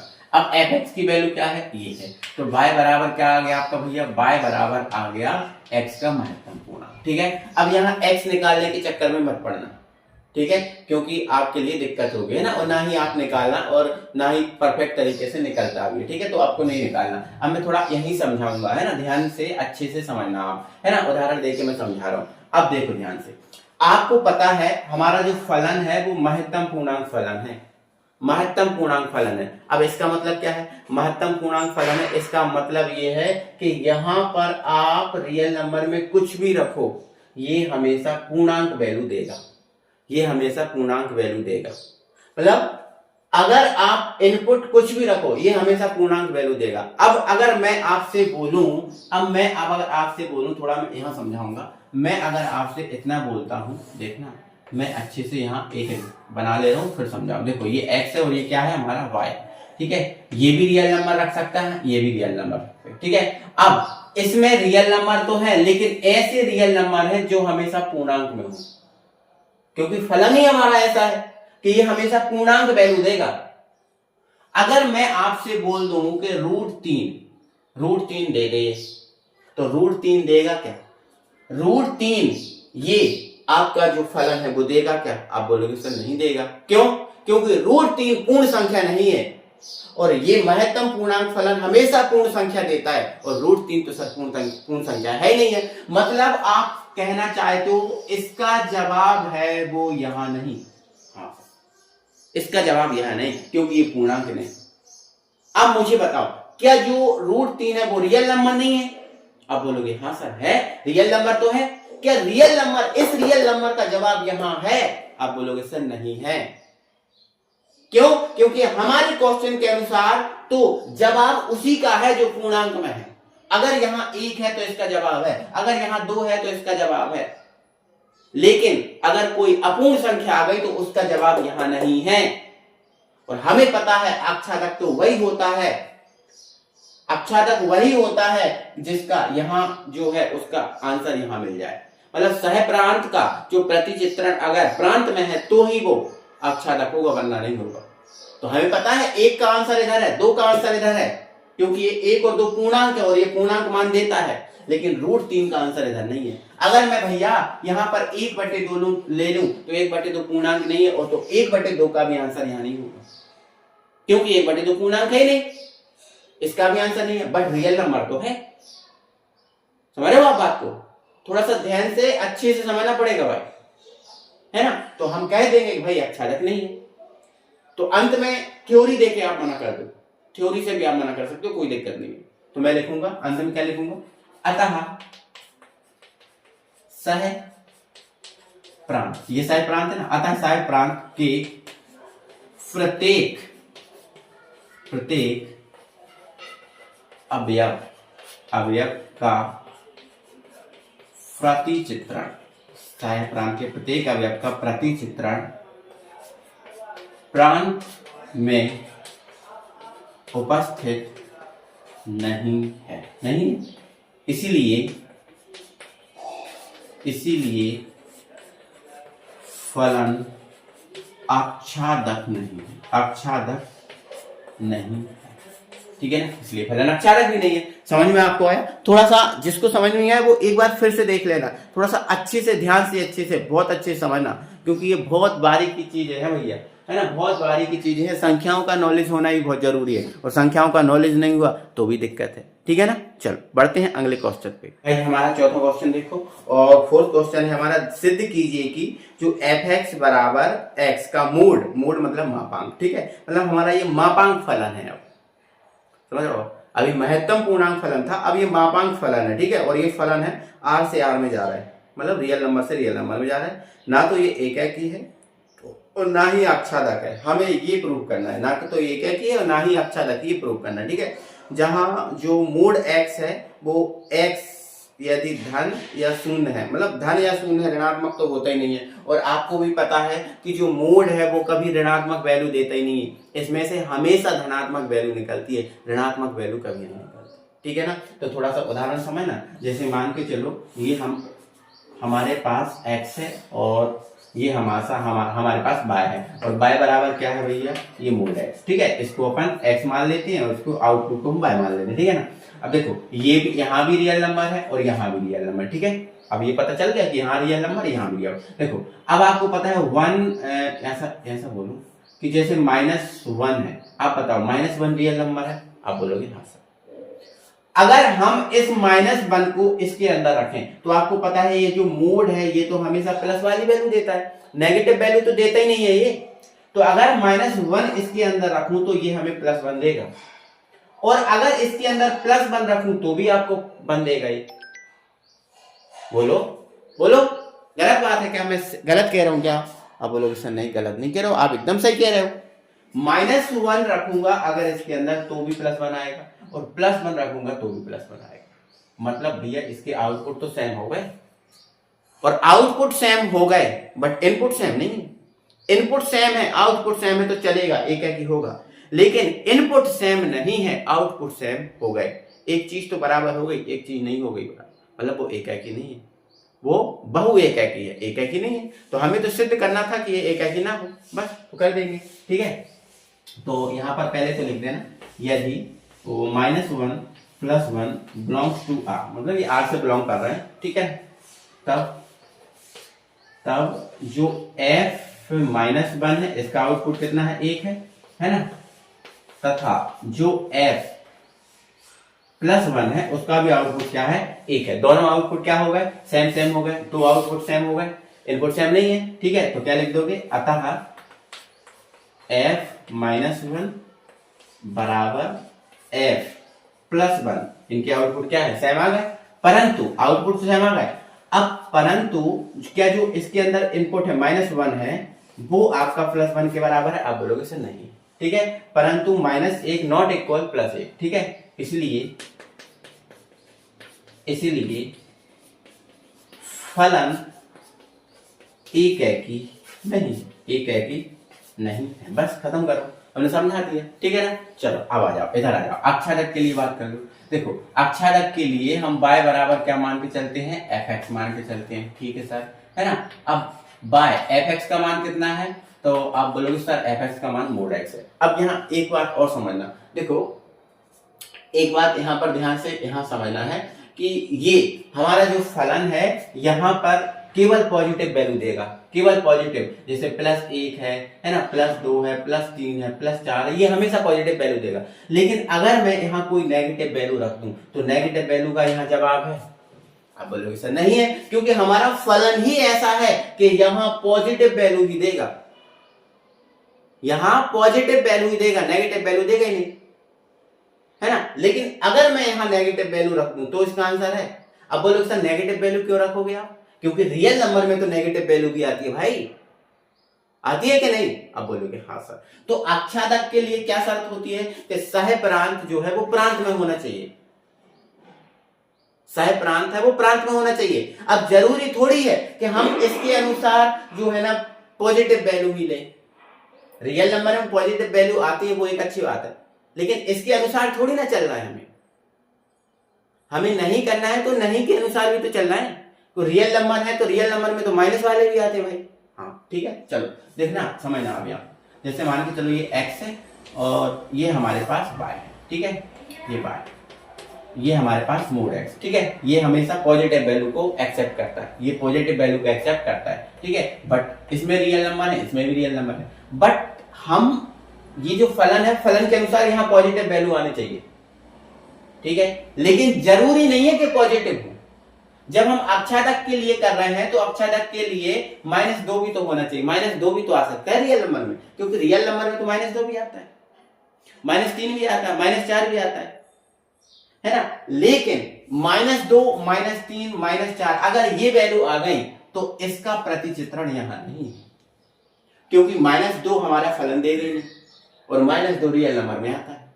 बिल्कुल सही बात है सर, तो इसका आंसर यहां नहीं है, मतलब इसका प्रतिचित्रण यहां नहीं है ना, तो बस लिख दो। क्या लिख दोगे? अतः सह प्रांत में उपस्थित प्रत्येक अवयव का प्रतिचित्रण प्रांत में नहीं है, इसीलिए फलन आच्छादक नहीं है, इसलिए फलन आपका आच्छादक नहीं है। बस खत्म करो, है ना। मुझे उम्मीद है सबको समझ में आया होगा, बहुत बेहतरीन तरीके से समझ में भी आया होगा, ठीक है ना। चलो बढ़ते हैं अगले क्वेश्चन पर। तो देखो भाई 5वां क्वेश्चन है, और इस टाइप के जो फलन हैं इनसे आपको डरना बिल्कुल भी नहीं है, ये बहुत ही इजी होते हैं, है ना। मैं समझाऊंगा आपको समझ में आ जाएगा। देखो हमारा क्वेश्चन क्या है? हमारा क्वेश्चन है सिद्ध कीजिए कि जो फलन है रियल नंबर से रियल नंबर में जा रहा है और ये आपको फलन देकर रखा है, ये है मैं समझा रहा हूँ। द्वारा प्रदत्त फलन ना तो एकैकी हो ना अक्षादक है, ना तो एकैकी हो ना ही अक्षादक है, हमें प्रूव करना है। देखो ध्यान से देखो, ये जो फलन है, ये फलन में अगर x का मान 0 से बड़ा है, अगर x का मान 0 से बड़ा है तो उसके लिए ये जो फलन है 1 मान देगा। ये जो फलन है अगर x का मान 0 से बड़ा है तो उसके लिए इसका मान कितना होगा? 1 होगा। अब हमें निकालने की जरूरत नहीं पड़ेगी, ये बात सोच लो, इतना सरल है, हमें निकालना नहीं है, ये डायरेक्ट ही दिया है कि अगर x का मान 0 से ज्यादा है ना तो उसके लिए हम 1 मान दे रहे हैं, और अगर x का मान 0 है तो उसका ये जो फलन है वो 0 देगा। और यदि x का मान 0 से छोटा है, अब 0 से छोटा मतलब माइनस वाले कोई नंबर, तो उनके लिए फलन -1 वैल्यू देगा, ठीक है ना। और फलन है रियल नंबर से रियल नंबर में जा रहा है। थोड़ा सा उदाहरण से समझ लो आप, है ना। देखो जैसे यहां पर ये मैंने मान लिया x और ये मैंने मान लिया y, ठीक है ना। अब ये फलन यहां भी रियल नंबर है, यहां भी रियल, मतलब फलन आपका रियल नंबर से रियल में जा रहा है, ठीक है ना। चलो अब अगर मैं 0 से कोई भी वैल्यू रखूं, 0 से बड़ी कोई भी वैल्यू रखूं, जैसे मैंने 1 रख दिया, 2 रख दिया, 3 रख दिया, 0 से कोई बड़ी कोई भी वैल्यू हो, तो 0 से बड़ी कोई भी वैल्यू के लिए ये फलन कितना मान देगा? 1 देगा, मतलब 1 देगा। इन सभी के लिए इसकी वैल्यू कितनी है? 1 है। इन सभी के लिए इसकी वैल्यू कितनी है? 1 है, ठीक है। क्योंकि आपका बोला ही है कि अगर x का मान 0 से बड़ा है ना तो 1 होगा इसका मान, ठीक है। तो देखो अब यहां पर 1 से अधिक जो इनपुट है उनके आउटपुट सेम आ गए कि नहीं? 1 का इनपुट आउटपुट 1 है, 2 का भी आउटपुट 1 है, 3 का भी आउटपुट 1 है। अब बताओ, अब जब ऐसी कंडीशन आ गई है तो एकैकी होगा? एकैकी तो होगा ही नहीं, पहले ही पता चल गया। अब अगर मान के चलो x का मान 0, अगर मैं यहां 0 रखता हूं तो ये फलन कितनी वैल्यू देगा? 0, ठीक है। लेकिन अगर x का मान 0 से छोटा रखूंगा, 0 से छोटा -1, -2, -3, -4, -6, -7, -8, कोई भी माइनस वाली वैल्यू रखूं, है ना, माइनस वाली कोई भी वैल्यू रखूं तो उसके लिए ये जो 0, ये जो फलन है -1 ही देगा। तो यहां भी देखो आउटपुट सेम आ गए। -1 के लिए भी 1 है, -2 के लिए भी 1 है, -4 के लिए भी 1 है, कितनी भी माइनस वाली वैल्यू उन सब के लिए -1 है, तो यहाँ भी आउटपुट सेम आ गए। तो आप उदाहरण इसका दे सकते हो या यहाँ दे सकते हो, समझ रहे हो आप, ठीक है। तो यहाँ पर आप उदाहरण देके इसको समझाना, तो एकैकी के लिए, ठीक है ना। तो यहाँ कर देता हूँ, देखो पहला है हमारा एकैकी, ठीक है ना। तो यहाँ पर हमने लिख दिया एकैकी के लिए, एकैकी के लिए, ठीक है, अच्छे से समझना, ठीक है। यहाँ लिख देना, अच्छे से ही समझेंगे। यदि 1,2 या फिर 2,3 भी ले सकते, कोई दिक्कत नहीं, 2,3 बिलोंग्स टू R, क्योंकि R से बिलोंग कर ही रहे हैं भाई, 1 और 2 R से बिलोंग कर रहे हैं, है ना। तब जो है ना F2 का आउटपुट क्या है? तो आप बोलोगे सर F2 का अगर मैं यहाँ 2 रखूंगा तो ये फलन हमें 1 वैल्यू देगा, मतलब F2 की वैल्यू 1 है, F2 के बाद 1 है ना। तथा जो F3 है इसका आउटपुट भी कितना आ रहा है? 1, मतलब पॉजिटिव कोई सी वैल्यू भी हो उसके लिए 1 ही आंसर है, आउटपुट 1 ही आ रहा है, बोले ये x का मान, ठीक है ना। अतः ऐसा लिख सकता हूं, अतः F2 बराबर F3 बराबर 1, मतलब दोनों का आउटपुट सेम है। परंतु क्या जो 2 है वो 3 के बराबर है? आप बोलोगे सर नहीं, 2 3 के बराबर नहीं हो सकता ना है, लेकिन देखो आउटपुट तो सेम है, मतलब मना करना पड़ेगा, है ना। तो क्या लिखना पड़ेगा? अतः यह एकैकी नहीं है, एकैकी फलन नहीं, ऐसा लिखना, ठीक है। चलो दूसरा आप अक्षादक के लिए लिख दो, ठीक है ना, अक्षादक के लिए, अक्षादक के लिए। अब यहां ध्यान से मेरी बात सुनो, है ना, यहां ध्यान से मेरी बात सुनो। इसका आउटपुट जो है, अब अक्षादक के लिए बात कर रहे हैं, और अक्षादक की शर्त क्या होती है? अक्षादक की शर्त भैया ये होती है कि जो है ना सह प्रांत, जैसे ये x और ये क्या है y, सह प्रांत का प्रत्येक अवयव x में होना चाहिए। सह प्रांत का प्रत्येक अवयव अगर प्रांत में है तो ही वो अक्षादक होगा, वरना नहीं होगा। अब तुम्हें इतना तो पता चल गया है कि सह प्रांत में केवल 1 है, या तो 0 है या -1 है, इनके अलावा सहप्रांत में कुछ ही नहीं है। और हो सकता है, क्यों हो सकता है? क्योंकि यहां रियल नंबर है और यहां भी रियल नंबर है, और रियल नंबर में जरूरी थोड़ी कि 1 0 माइनस 1 ही हो, और भी तो संख्याएं हो सकती हैं। जैसे यहां पर रियल नंबर में 2 भी तो हो सकता है। क्या ये जो फलन है वो आपको 2 वैल्यू देगा? तो देखो 2 वैल्यू है ही नहीं, 1 0 माइनस 1 ही है इसका, इसके अलावा कोई वैल्यू ये देगा ही नहीं। लेकिन रियल नंबर में तो 2 भी होता है, मतलब इसका प्रतिचित्रण यहां नहीं है, 2 का प्रतिचित्रण नहीं है। अगर मैं 3 ले लूं यहां पर, तो 3 का प्रतिचित्रण है? आप बोलोगे सर नहीं है। क्यों? क्योंकि फलन तो 1 0 माइनस 1 ही दे रहा है, इसके अलावा तो कोई वैल्यू ही नहीं दे रहा है। अब नहीं दे रहा है, इनका प्रतिचित्रण यहां नहीं मिल रहा, तो कह देना कि भैया ये आच्छादक नहीं है। तो अंत में क्या लिखोगे? अतः सहप्रांत के प्रत्येक अवयव का प्रतिचित्रण प्रांत में उपस्थित नहीं है, केवल 1 0 माइनस 1 का प्रतिचित्रण उपस्थित है, इसीलिए फलन आच्छादक नहीं है। ठीक है, यह डायरेक्ट ऐसे ही लिख सकते हो कि अतः सहप्रांत के प्रत्येक अवयव का प्रतिचित्रण प्रांत में उपस्थित नहीं है, इसलिए फलन आच्छादक नहीं है। मुझे उम्मीद है समझ में आया होगा आपको। ठीक है, तो भाई थोड़ा सा ध्यान से भी समझना पड़ता है चीज़ों को, है ना। और अगर नहीं आता तो फिर से भी हम एक बार देख सकते हैं, कोई परेशानी कोई दिक्कत नहीं है। चलो, तो क्वेश्चन नंबर 6 देखो। क्वेश्चन नंबर 6 तो बहुत ही इजी है ना। क्या बोला है? मान लीजिए कि a बराबर आपको 1 2 3 दिया है, 1 2 3 का समुच्चय, और जो b है वो 4 5 6 7 का समुच्चय, और जो फलन है वो आपका 1 4 2 5 3 6 है ना। तो बताइए कि ये एक एकी है। देखो अब हमें पता है, थोड़ा सा ध्यान रखना, एक एकी के लिए अलग अलग इनपुट के लिए अलग अलग आउटपुट होता है। अगर अलग अलग इनपुट हैं, अलग अलग आउटपुट है, तो वो फलन एक एकी होगा। और अगर कोई भी इनपुट सेम है तो आउटपुट भी सेम होगा, आपको पता है।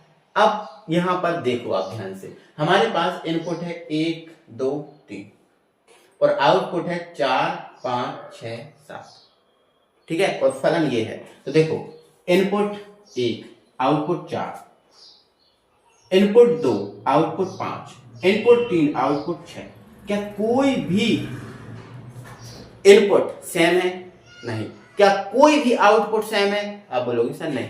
क्या अलग अलग इनपुट के लिए अलग अलग आउटपुट है? आप बोलोगे बिल्कुल है सर, बिल्कुल अलग अलग इनपुट के लिए अलग अलग ही आउटपुट है, कोई भी सेम नहीं है। जैसे मान के चलते हैं ये हमारा A है और ये हमारा B है। ठीक है ना। चलो A में कौन है? आप बोलोगे 1 है 2 है 3 है। ठीक है, अब B में 1 का जो है, 1 का जो आउटपुट है, 1 का आउटपुट क्या है? 4। ठीक है, 2 का आउटपुट क्या है? 5। ठीक है, 3 का आउटपुट क्या है? 6। क्या कोई भी इनपुट सेम है? नहीं। क्या कोई भी आउटपुट सेम है? नहीं। क्या अलग अलग इनपुट का अलग अलग आउटपुट है? अब बोलोगे हाँ है, हाँ है। ठीक है, तो अंत में क्या लिखोगे? अंत में आप ये लिख देना कि जो F1 है ना, यहां पर चूंकि लगा देना। ठीक है ना, चूंकि।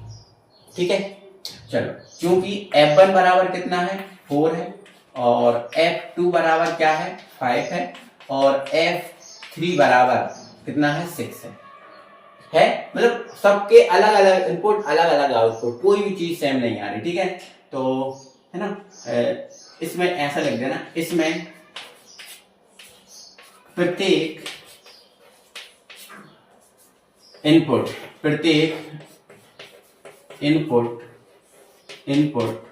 का आउटपुट, प्रत्येक इनपुट का आउटपुट अद्वितीय है। आप बोलोगे सर अद्वितीय है। आप बोलोगे सर इनपुट आउटपुट लिख सकते हैं? हाँ, इनपुट आउटपुट लिख सकते हो, कोई परेशानी कोई दिक्कत नहीं है। ठीक है, तो इसमें प्रत्येक इनपुट का आउटपुट अद्वितीय है। अद्वितीय मतलब बहुत अलग अलग, इसीलिए फलन एक एकी है। इसलिए फलन क्या है? एक एकी है। बस इतना सा आंसर था, इतना क्वेश्चन था। ठीक है, ये तो बहुत इजी था, आराम से हो भी गया, कोई दिक्कत नहीं है, कोई परेशानी भी नहीं होगी। ठीक है ना, चलो, है ना, तो समझ गए ना। चलो बढ़ते हैं अगले क्वेश्चन पर। चलो तो भाई क्वेश्चन नंबर 7 को समझिएगा, और क्वेश्चन नंबर जो हमारा 7 है, निम्नलिखित में प्रत्येक स्थिति में बताइए कि क्या दिए जो हुए फलन है एक एकी आच्छादक अथवा एक एकी आच्छादी है। मतलब हमें यहाँ बताना है कि एक एकी और अक्षादी हैं। भाई अगर हमें बताना है तो निश्चित है कि एक एकी और अक्षादक होंगे ही, फलन एक एकी और अक्षादक होंगे ही, क्योंकि बनाना है तो होंगे ही, निश्चित है। ठीक है ना। और अपने उत्तर का औचित्य भी बताओ, क्यों है ये, मतलब औचित्य बताना पड़ेगा आपको, ठीक है, कारण देना पड़ेगा। तो पहला क्वेश्चन है एफ एक्स बराबर 3 - 4x का ये फलन है, और जो फलन है वो r से r में जा रहा, मतलब रियल नंबर से रियल नंबर में जा रहा है, ठीक है ना। तो हमें पता है एक एकी भी है और ये अक्षादक भी है, ठीक है। चाहो तो आप कंडीशन से कर सकते हो, चाहो तो आप उदाहरण देके कर सकते हो, कोई परेशानी कोई दिक्कत नहीं है, ठीक है। तो जो मैथमेटिकल फॉर्म है उसके द्वारा कर सकते हो, क्योंकि ये जो फलन है वो एक एकी है, ठीक है। तो आप ऐसा भी लिख सकते हो, माना f(x1) बराबर f(x2), f(x1) बराबर f(x2), ऐसा लिख सकते हो, ठीक है। तो अब जो x1 x2 है वो r से बिलोंग कर रहे हैं, ये मान के चलना कि x1 x2 है वो r से बिलोंग कर रहे हैं, ठीक है। अब f(x1) की वैल्यू रखो, देखो f(x) की वैल्यू 3 - 4x1 है, तो भैया जो f(x1) है इसकी वैल्यू क्या हो जाएगी, 3 - 4x1, और इधर इसकी वैल्यू क्या हो जाएगी, 3 - 4x2 हो जाएगी, ठीक है।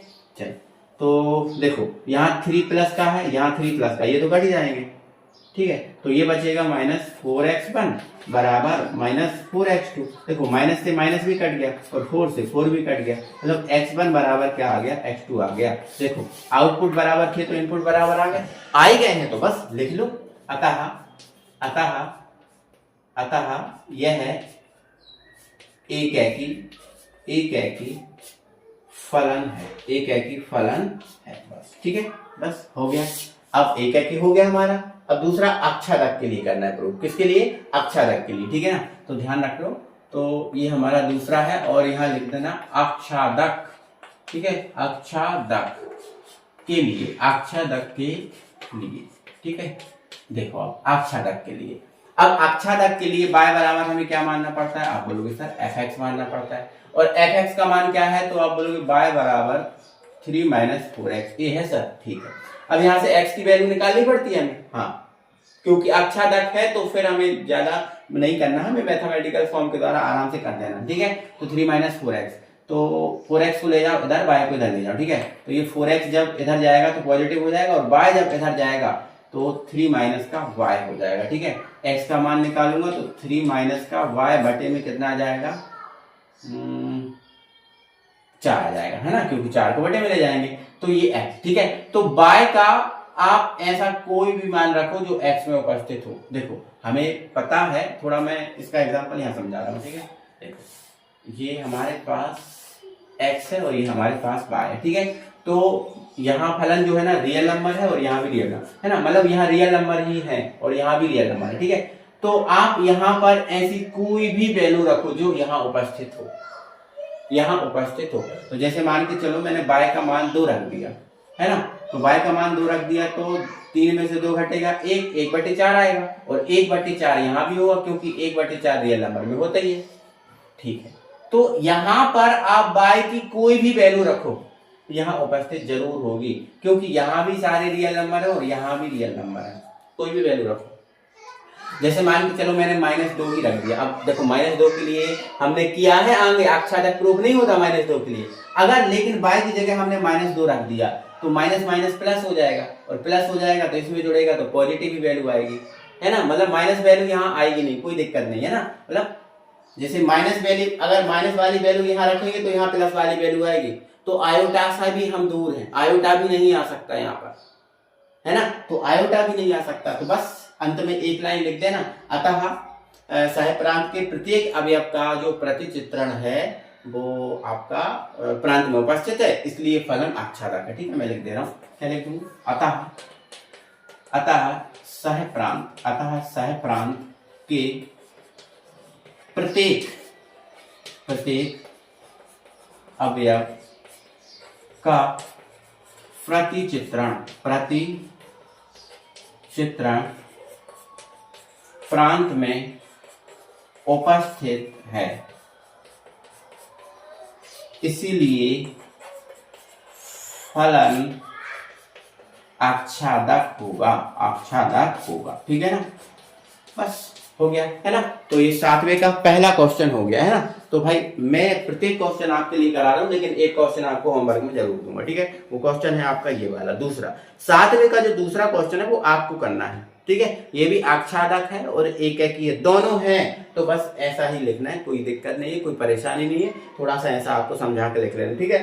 तो 7वां क्वेश्चन हो गया है कंप्लीट, कोई परेशानी कोई दिक्कत नहीं है। 8वां क्वेश्चन हम करते हैं, ठीक है। चलो भाई क्वेश्चन नंबर 8 को देखिए। क्वेश्चन नंबर 8 है, मान लीजिए कि ए तथा बी दो समुच्च, मतलब हमारे पास दो समुच्च हैं, एक ए है और एक बी है, ठीक है। चलो तो इसमें सिद्ध कीजिए कि जो फलन है वो ए क्रॉस बी से बी क्रॉस ए में जा रहा है। जो फलन है वो ए क्रॉस बी से बी क्रॉस ए में जा रहा है। हमारा समझ रहे हो आप, मतलब आपका ये प्रांत है तो ये सह प्रांत है, मतलब ये प्रांत है तो ये क्या है, सह प्रांत है, ठीक है। तो अगर प्रांत ए क्रॉस बी होता है तो उसका जो सह प्रांत है वो बी क्रॉस ए में बदल जाता है, ऐसा है हमारा, ठीक है। चलो अब आगे उसने बोला है कि और जो फलन है वो आपका एफ ए बी बराबर बी ए है। मतलब अगर कोई फलन में ए बी वैल्यू रखते हैं तो वो वैल्यू पलट जाती है, बी ए हो जाती है ना। मतलब कोई भी वैल्यू अगर ए बी रखा तो ये बी ए हो जाएगी, और बी ए रखा तो ए बी हो जाएगी, ये वैल्यू पलट जाती है। इस प्रकार से एक फलन है हमारा, ठीक है। तो एकाकी और अक्षादक फलन है, ये हमें प्रूव करना है, मतलब हमें एकाकी भी प्रूव करना है और अक्षादक भी। तो बहुत सरल है, कोई दिक्कत ही नहीं है।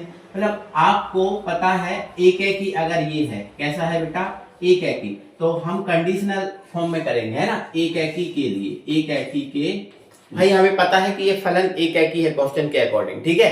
तो इसको मैथमेटिकल फॉर्म जो है हमारा उसके अकॉर्डिंग इसको प्रूव कर देंगे, कोई दिक्कत नहीं है, ठीक है ना।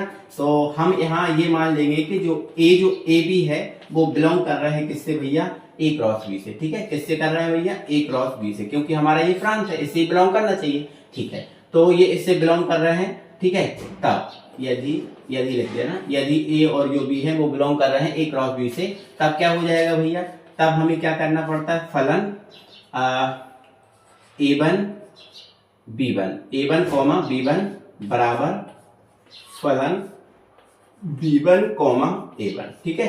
तो अगर इनके जो है ना आउटपुट इक्वल है तो जरूरी है कि इनके इनपुट भी इक्वल होना चाहिए, इनपुट भी बराबर होना चाहिए, ठीक है।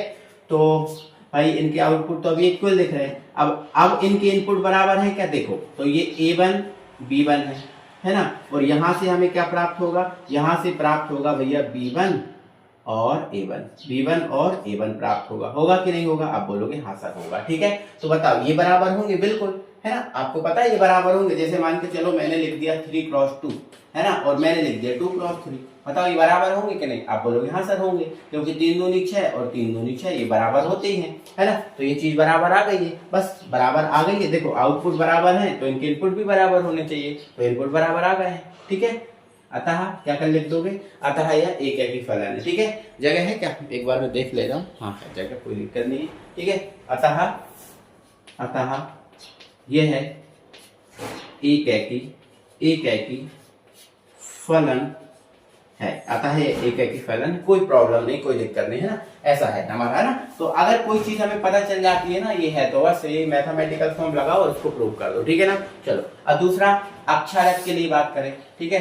तो यहाँ पर हम लिख देंगे अक्षादक के लिए, ठीक है ना, अक्षादक के लिए। देखो अक्षादक के लिए हमें क्या मान के चलना पड़ता है, देखो अब यहाँ पर थोड़ा पहले उदाहरण समझो, पहले, है ना, उदाहरण समझो, ठीक है। ये मान लेते हैं हमारे पास x है, ये मान लेते हैं हमारे पास y है। अब x जो है, x में क्या है, तो आप बोलोगे x में सर a क्रॉस b है, ठीक है।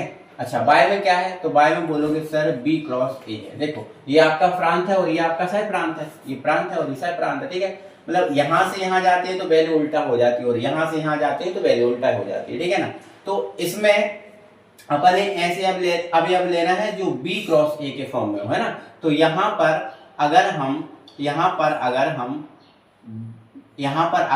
B1 A1 लें तो यहाँ पर ये वैल्यू क्या हो जाएगी, A1 B1 हो जाएगी। आप बोलोगे हाँ सर, है ना। मतलब इसका प्रतिचित्रण यहाँ है, आप बोलोगे है सर, ठीक है। और अगर मैं यहाँ पर B2 है ना और A2 लूं तो यहाँ इसका उल्टा हो जाएगा, क्या हो जाएगा, A2 और B2 हो जाएगा। बोलो। और यहां पर अब तुम सोचो कि यहां पर आप A1 B1 ले लो तो नहीं ले पाओगे, क्योंकि यहां पर B क्रॉस A का रूप लेना है, और अब जब यहां जाएंगे तो यहां A क्रॉस B का रूप होगा। बोलो। तो यहां का प्रतिचित्रण यहां मिल रहा है, बिल्कुल मिल रहा है। अब बोलो कि सर यहां पर हम A1, B1 ले लें तो नहीं ले पाओगे, क्योंकि यहां B क्रॉस A का रूप लेना है। समझ रहे हो? तो ये यहाँ पर नहीं होगा, ठीक है है ना। आप सोचने लगो तो मैंने बता दिया आपको, ठीक है ना। तो आप देख रहे हो कि जो सह प्रांत है, सह प्रांत का प्रत्येक जो प्रतिचित्रण है, सह प्रांत का प्रतिचित्रण प्रांत में उपस्थित है, इसलिए क्या है, ये आच्छादक है। तो आप यही लाइन आप अपनी कॉपी में लिखोगे। क्या लिखोगे? अतः सह प्रांत के प्रत्येक अवयव का प्रतिचित्रण प्रांत में उपस्थित है, इसलिए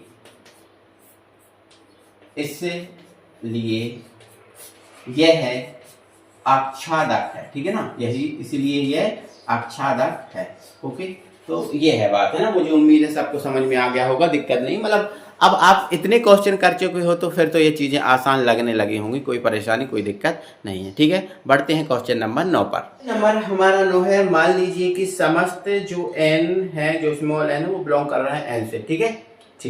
मतलब n मतलब नंबर, कोई नंबर मतलब एक संख्या है, n एक संख्या है और जो n से बिलोंग कर रही है, ठीक है ना। और जो फलन है fn है, वो इस फलन आपका दो प्रकार का है। जो विषम संख्याओं के लिए जो फलन है n+1/2 है, और सम संख्याओं के लिए जो फलन है वो n/2 है, ठीक है ना। और जो फलन है नेचुरल नंबर से नेचुरल नंबर में जा रहा है, मतलब आपका प्रांत भी नेचुरल नंबर है और सह प्रांत भी नेचुरल नंबर, ठीक है। तो बताइए कि क्या फलन एक है कि और आपसे देखो, अब यहाँ भी हमें एक है कि बताना है, एक है कि हमें क्या करना है, बताना है। तो फिर तो आसान है, एक है कि जब हमें चीज बतानी है तो फिर तो ये चीज आसान है। देखो अब थोड़ा चाहे तो उदाहरण के द्वारा भी आप समझ लो। ये मान लेते हैं x है और ये मान लेते हैं y है, ठीक है ना। अब ये हमने x और y मान लिया है ना।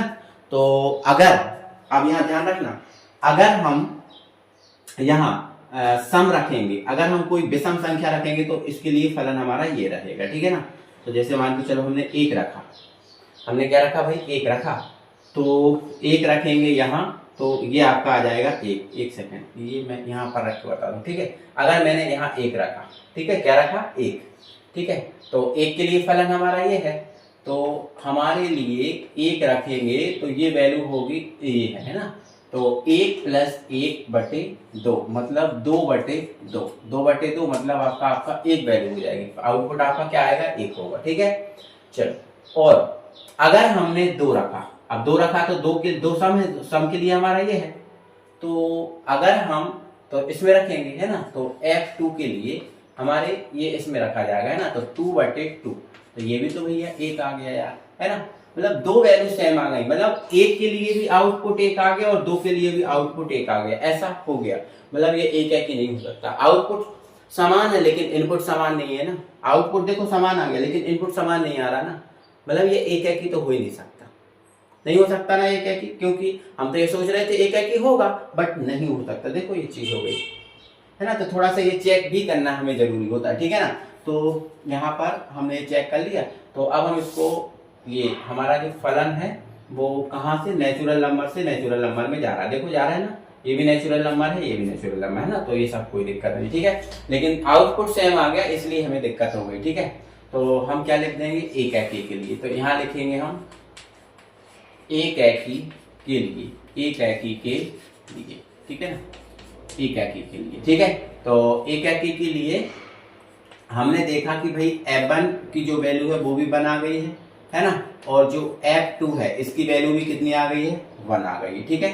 तो हमने ऐसा देखा, ठीक है। तो अब लिख दोगे अतः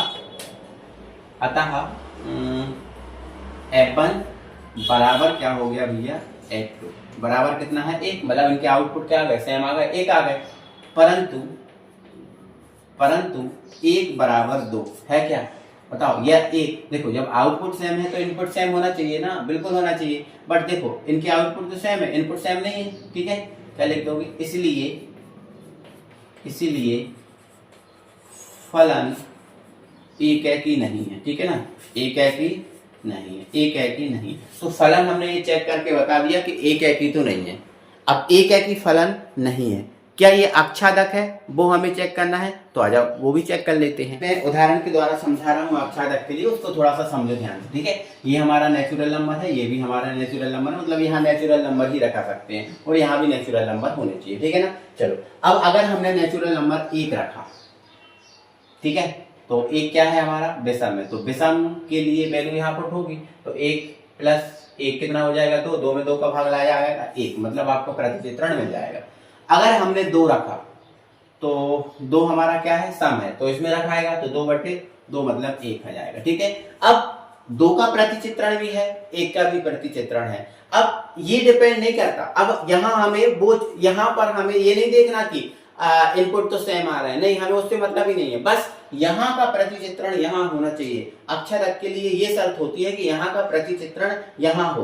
अब वो सेम आ जाए ना आए उससे कोई फर्क नहीं पड़ेगा। अब ये यहाँ पर नहीं चेक करना कि एक का प्रतिचित्रण एक आ गया सर, दो का भी तो एक आ गया, वो हमें उससे मतलब नहीं है, ठीक है ना। अगर हम 3 रखेंगे, है ना, तो यहाँ पर 3 रखेंगे, 3 और 1 4, और 4 में 2 का भाग लगाएंगे कितना आ जाएगा, 2 आ जाएगा, है ना। तो वो हमें नहीं है मतलब, बस यहाँ का प्रतिचित्रण यहाँ होना चाहिए, ठीक है। तो बस आच्छादक के लिए आप यहाँ पर एक लाइन डायरेक्ट लिख देना, ये डायरेक्ट लिख देना, अतः सह प्रांत के प्रत्येक अवयव का प्रतिचित्रण प्रांत में उपस्थित है, इसलिए ये फलन क्या है, आच्छादक है ना, क्योंकि हमने ये उदाहरण के द्वारा इसको चेक कर लिया है, समझा लिया है, ठीक है ना। मुझे उम्मीद है आपको समझ में आया होगा, कोई दिक्कत परेशानी नहीं होगी। क्वेश्चन नंबर हमारा 9 भी होता है कंप्लीट। अब क्वेश्चन नंबर 10, ठीक है।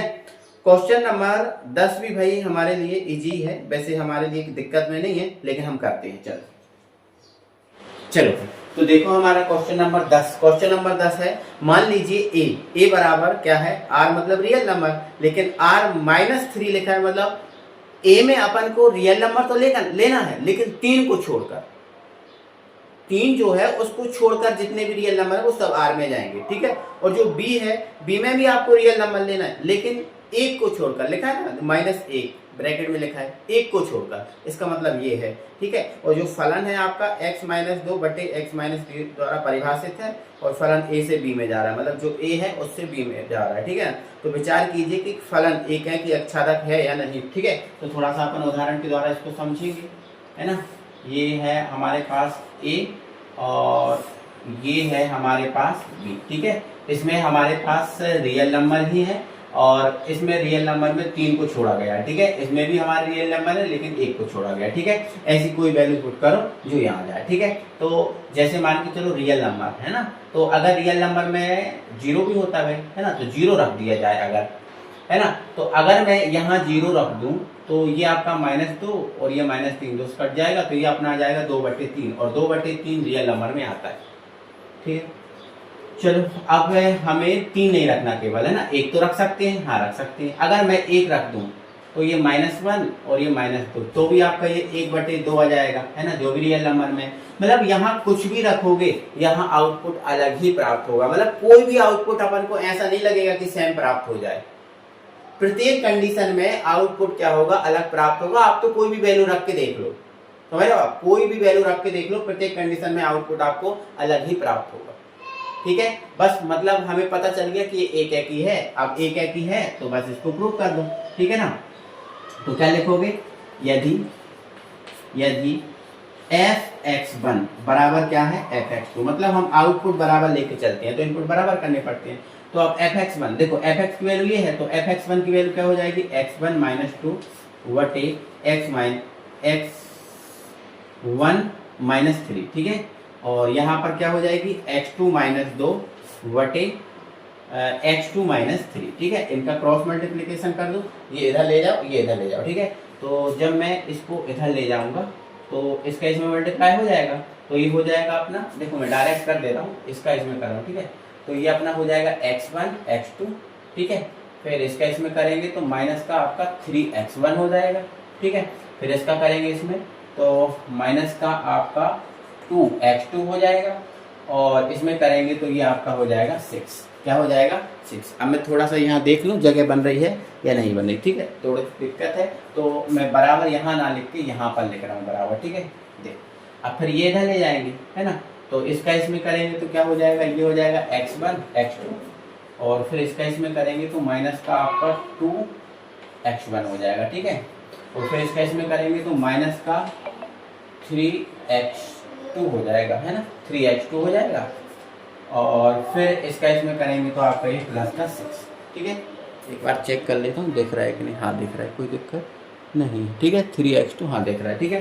चलो तो ये 6 है, इस 6 से ये 6 कट जाएगा, ये x1 x2 से ये x1 x2 कट जाएगा, है ना। अब यहाँ पर 3x1 है और यहाँ 2x1 है, ठीक है। चलो अब इनको आप लिख लो पहले, है ना, 3x1 माइनस 2x2, है ना, और बराबर आपका क्या बचा है भैया 2x1 माइनस का 3x2। मतलब अब 1 वालों को अलग करो, 2 वालों को अलग करो, ठीक है।